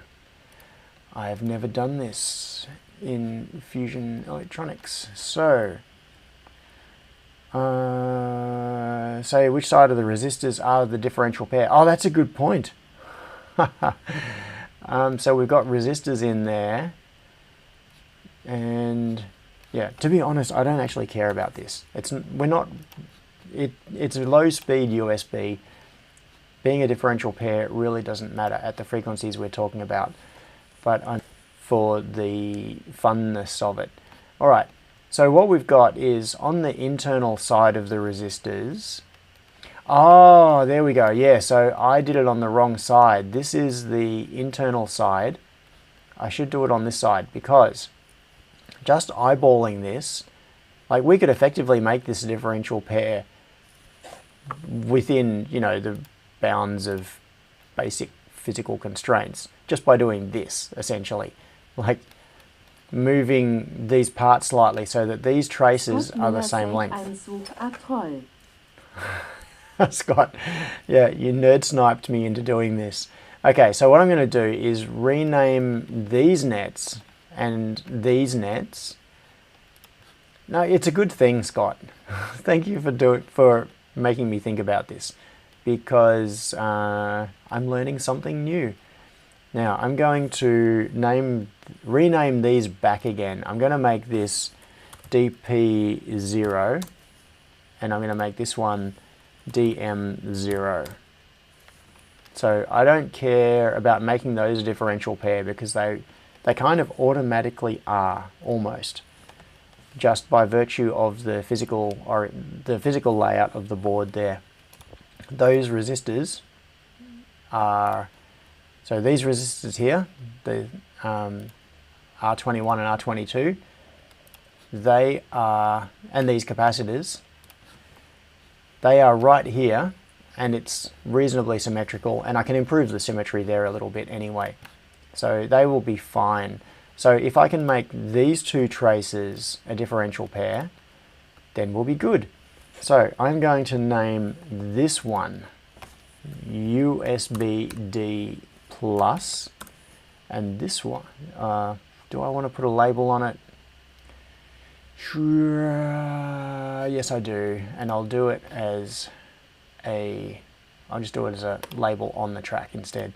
And this one, I will make it USB-D minus, and I'll put the label just sitting on the track, on the trace. Jack's text on the net. I was mistaken, it's _P and _N. Ooh, _P and _N. Okay, so for positive and negative. So let's rename that one to USB P, and I'll rename this one to USB N. Okay, USB D. Get rid of the D, I don't need that. Now, does this magically somehow make this a differential pair? We are about to find out. Alright, so back to here. We've got USB _P and USB _N. And if I grab the differential routing tool, it did it! Look at that! It highlighted those. System notification. Peter is hungry. 5 minutes ago. Peter is angry. Look at this! It's routing the differential pairs. I'll bring them over here. And hang on, what are you doing? Bring it up to here. And it's working, it's working. Hang on, I'm trying to zoom in. But Fusion is getting laggy because it is working, I think. See the little spinny thing? No, can't take it to there. Can I take it to there? No. What is going on here? Okay, I'm just going to end it there. And now, why won't it let me join that? Is it trying to balance the pairs or not? Okay, I think that top one might be joined. Peter Yes! Lawler said too right, I'm hangry. John hasn't checked his SMSs. That's it. I saw the message from you, Peter. Hang on. I'm going to go back into here. Peter's message was, time for bed. You wish, Peter. Where are we?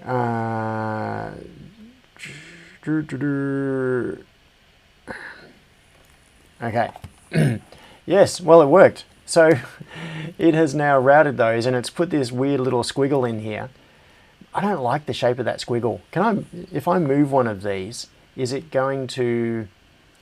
oh yeah, and the other end, in terms of symmetry, the other end of this, we're also assuming that these lines here are balanced, which they are not necessarily. So we've got a loop around here on these two negative pins, and we've got a loop around here on these two positive pins, and then we've got slightly different trace lengths going to these vias.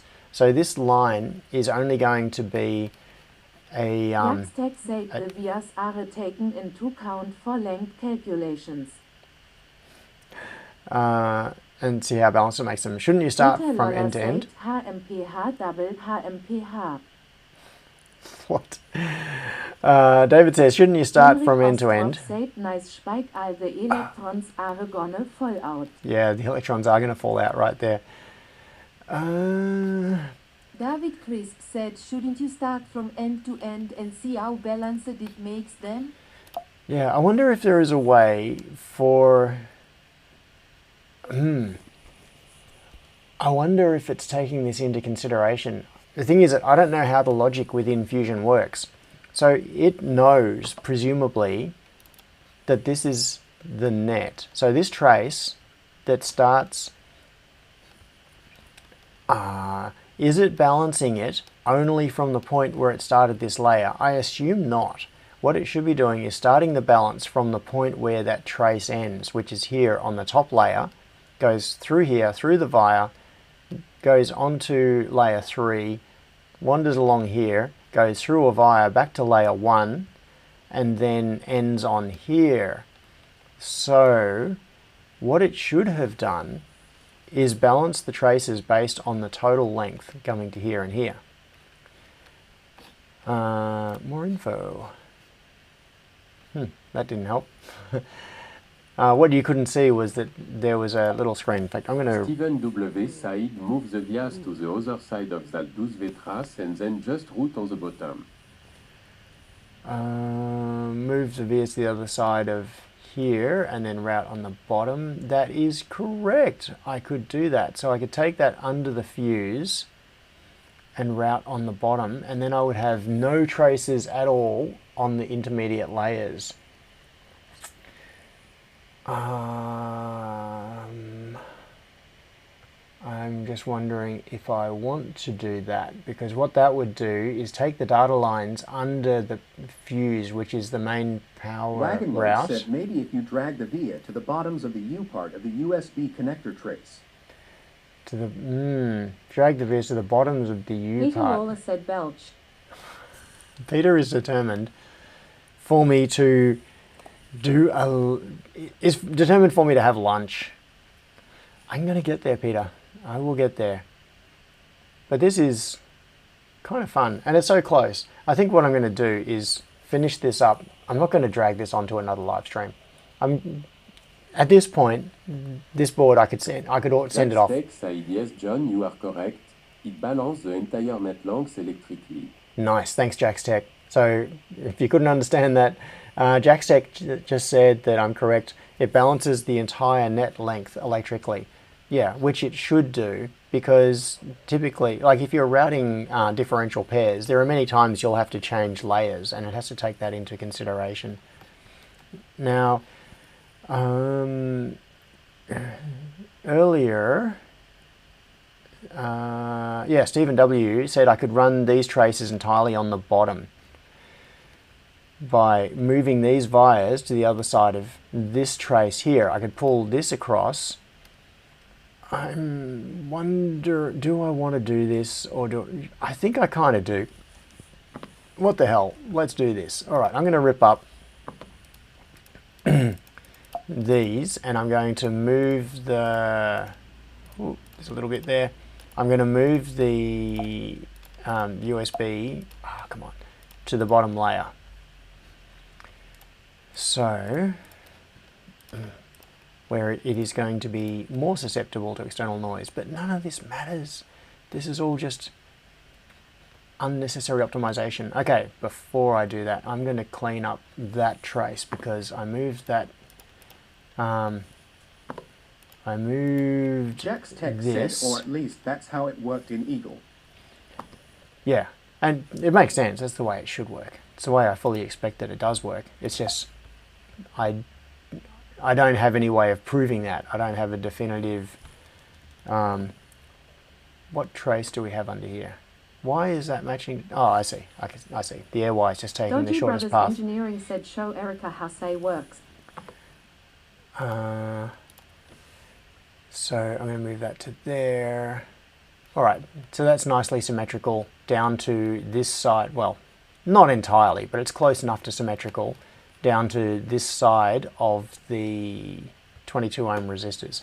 So we want to route on the bottom layer, Henrik Ostrov take it said, through look, here, Stephen question, it got demi. down here, and route to this point here, which means that I want to take, what I can do is temporarily get rid of that. I'm going to move that fuse a little closer to the diode. I'm going to move that along there. Oh, come on. Move that there. And then I'll delete this. Then I can route this one. Yeah, I want to move it 0.5 millimeter across. Let's go for a 0.5 grid there, and route that. Oh, come on. Switch the routing. 12. Do I want to go there? Where am I taking this? Yeah, that'll do. Okay, that'll do. So then what I'll do is just move this a little. Mitchell R. said check Stevens MSG. Move that a little. Hang on, I'm going to look at those messages in just a second. So I'll move that down. I just want to get a little bit of symmetry happening here. Go up to the top and route from there to there. All right, so now we should have a straight shot on the bottom layer to run those USB connections. All right, now what did I miss in the chat? Connect the other end of the 5-volt pins on the USB-C. Move the fuse up. Yes, move it up to there and then connect it to there. You're right. I can. I think this, it didn't say that. I didn't hear anything. Okay, I think the, yeah, for some reason the text-to-speech thing didn't work that time. Now, this, yes, so what Stephen was pointing out then is this side of the fuse here, I could just as easily take from the top end of the connector up here. So I could just move that fuse up to here, and then the output side of the fuse goes to there. It doesn't really matter. I kind of like it like this. It is nicely symmetrical, and I like symmetry. System notification. Peter is super hangry. 15 minutes ago.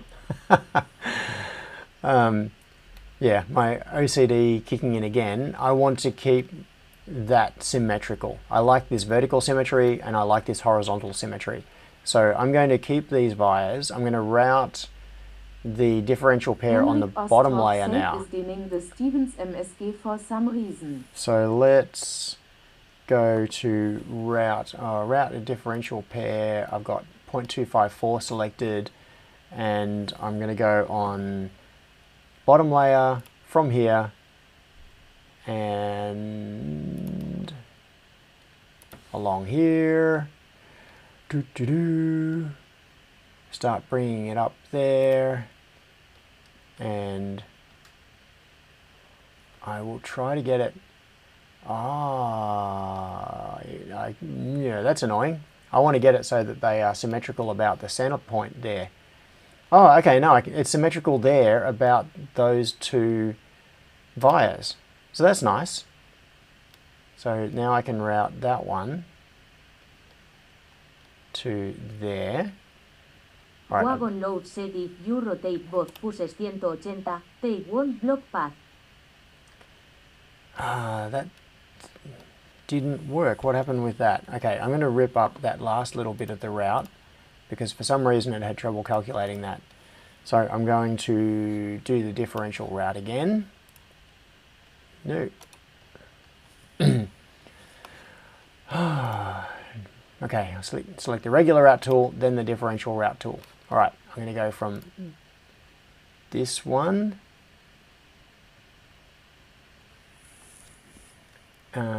Which one is it tracking? Okay, that should do it. Yes, it did it. It did it. Very good. Okay. So now we have... Peter Loller said, we're just normal men. We're just innocent men. I don't know what that was about. All right. Wagon load says, so if I rotate both 180 degrees, it won't block the path. So rotate the fuse and the diode, I guess is what you mean. Then it won't block the path. Yeah, so the top could come down there. Yeah, then to there. Then it would have to drop to the bottom layer. Yes, you're right. I could rotate that. Do I want to? Ah, yes. Okay. Okay, I will do it. So I'm going to nuke that. I'm going to nuke that and that and that. And might as well nuke that. Then I can bring this up here somewhere. That sort of area. And then rotate this. Keep that symmetrical about the USB connector. Now get rid of that little stub that's hanging off there. That can go down to there. No, I'm regretting this decision. I'm regretting my life choices. I'm going to hit undo a couple of times because the symmetry of this approach appeals to me more. The symmetry of the part placement trumps the symmetry of the, hang on, redo, edit. Come on, you can open the menu, edit. Oh, come on, edit. All I want to do is select redo. Come on. Come on, select the menu.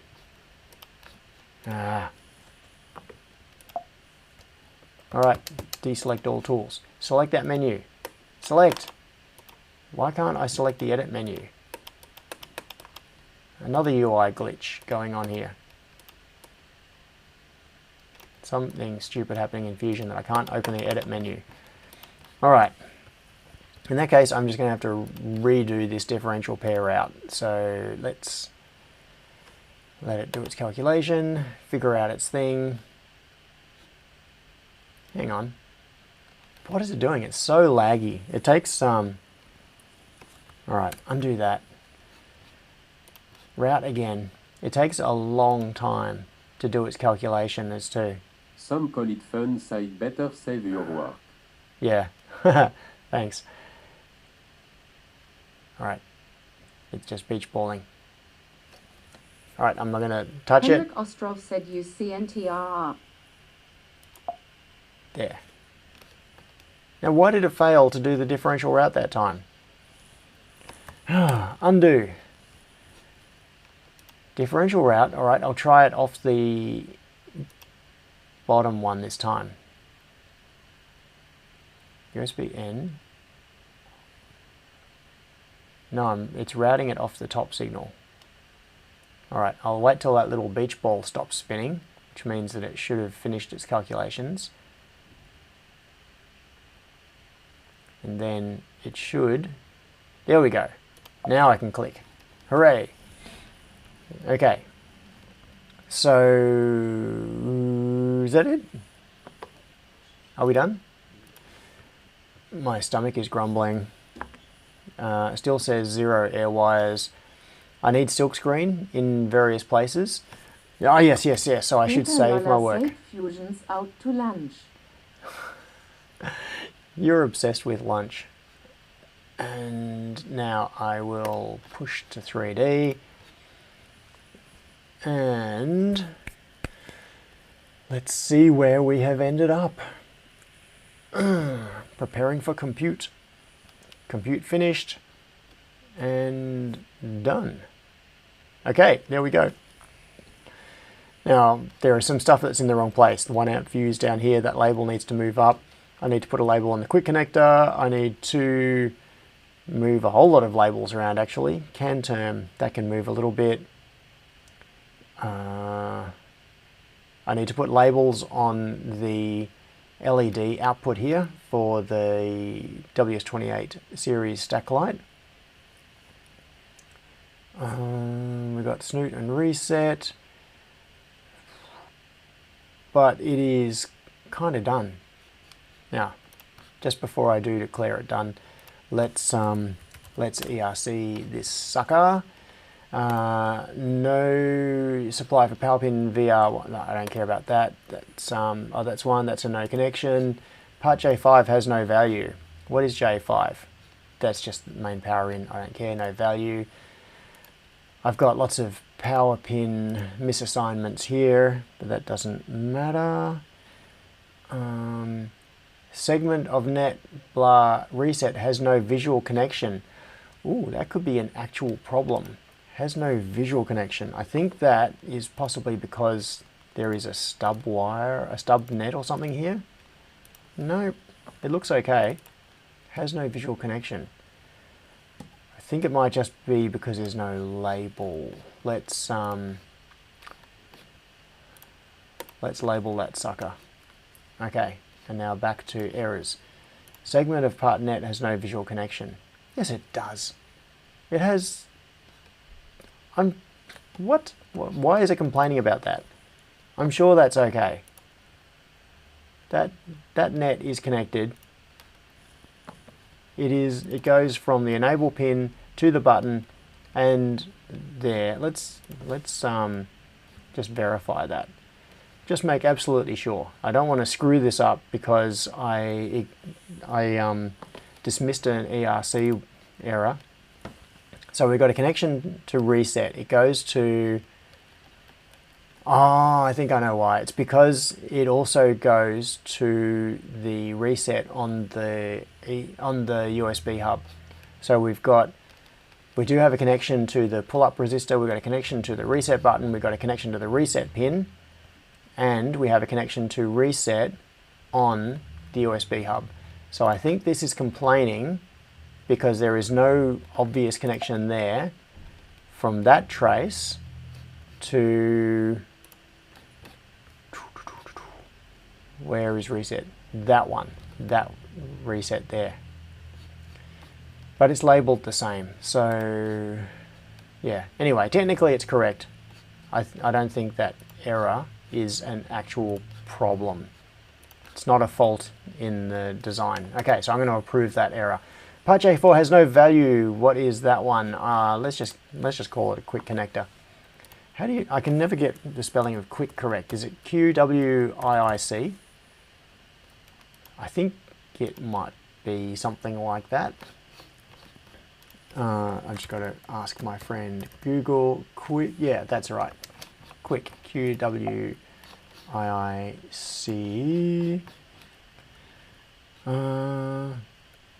Keith H said, make sure the reset button doesn't stick out too much to avoid being knocked accidentally. That is a very good point. I do want it to be possible to press it. I'm just looking at the size of it. I've got it right here. The Yeah, I think it'll be fine because it's got to go through the thickness of the enclosure anyway, which is just going to be 3D printed. So it should be right. All right, so now J4 has a value. So why is it still saying it's an error? Let's explicitly rerun ERC. Yeah, now that error has gone away. All right, that one. We'll give this a value of, what do we call it? KO serial. Yes? No? I think that's kind of self-explanatory enough. Where am I going to put these? I need to change the grid size. That'll do. Now, errors. Back to errors. Yes. Power on that. Power pin mod 2 IO46 connected to IO46 LED. Why is that a power pin? That is a fault in the schematic symbol. Absolutely 100%. IO46 is not a power pin. So it's got the wrong type defined in the symbol, but I don't care about that. So let's leave it. Close but unconnected wires. Yeah, they're not meant to be connected. Close but unconnected, they're not meant to be connected. Alright, then we've got VBus connected to net 5, which is fine. VBus. Ooh, hang on. Oh yeah, that's okay. They're different USB connectors. J10 VBus connected to net 22. Yeah, that's fine.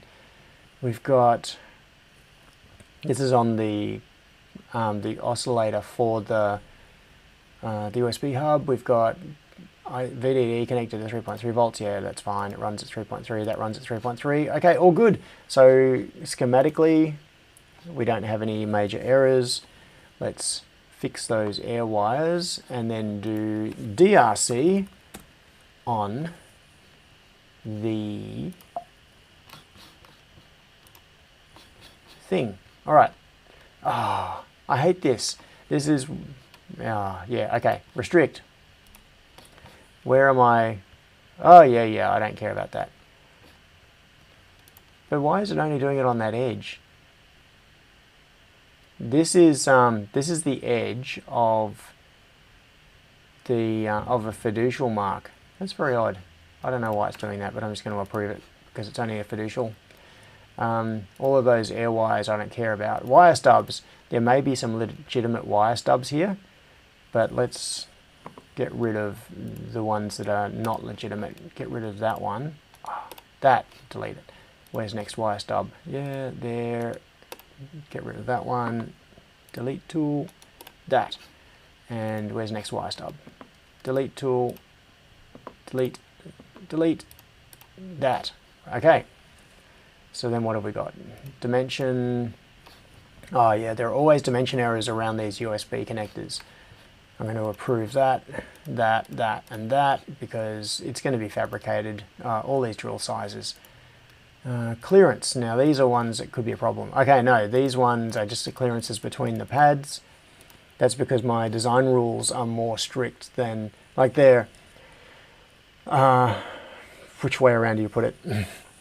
Yeah, they are more strict than the requirements of the USB connector, which means that it, oh yeah, and that's just thermal grounds. Approve those overlaps, they're fine. I put vias directly into a pad, so it's it's via in pad for a thermal on the voltage regulator. That's the LMR 38010 switch mode regulator. And that's it. Drill size, this is all because I've got all these 0.5 millimeter vias all over the place, so it complains about it. Air wires, it says 109 air wires. That's just because it ripped it up. I believe I'm done, apart from silkscreen. So once again, save my work and push it to 3D. And I am not going to do it now on the stream because it is time to end the stream, to put Peter out of his misery so I can go and have lunch, and you can all go and have lunch or go to bed or whatever it is, depending on what part of the world you're in. So this is where we are at. What I'm going to do later is fix the silk screen and generate the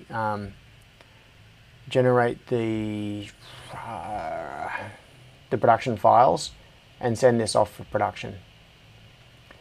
But I won't make you go through another live stream, just me screwing around doing that. I'm going to get this off so that hopefully in a week or so we will have real boards. Oh, Dodgy says no, fix USB N wire. What is what is that USB N wire thing? Black white PCBs when you order will look slick. I always go for blue PCBs, but maybe I should go for black. One of my clients recently switched over to using all black PCBs.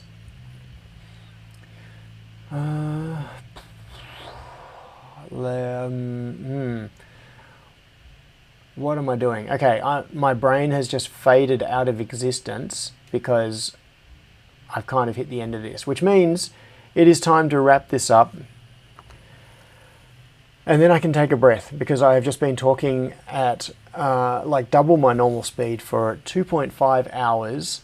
And yeah, my brain is now frazzled. I've just used like, I don't know, a day's worth of my energy in the space of 2.5 hours running in turbo mode. So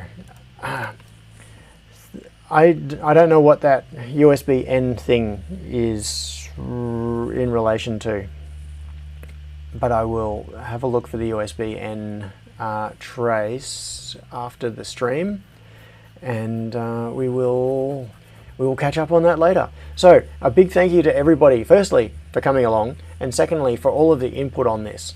And a lot of the things that I've done on this I wouldn't have bothered with, or I wouldn't have even thought of if it wasn't for suggestions from all of you in the chat. So that is really, really cool. I appreciate it. It's a very collaborative sort of approach to things. I like doing this sort of thing. It's like pair programming, but with a bunch of people instead of just with one person.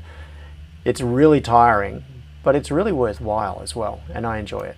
So I am going to a Roger Waters concert tonight, as in Pink Floyd, which is going to be kind of wild. I'm going along with Andy, and we're going to see some live music, so that's going to be fun. I don't know where it is. It's probably going to be a pretty, whatever the venue is. I haven't even looked at where the venue is. All I know is tonight I'm going into the city to go to this concert. So I'm going to have fun tonight. Yes. So have a great week, and thank you for coming, and go and build something awesome. I know a lot of you are working on awesome things. Everyone else, go and build something awesome as well. And I will catch you soon. Bye.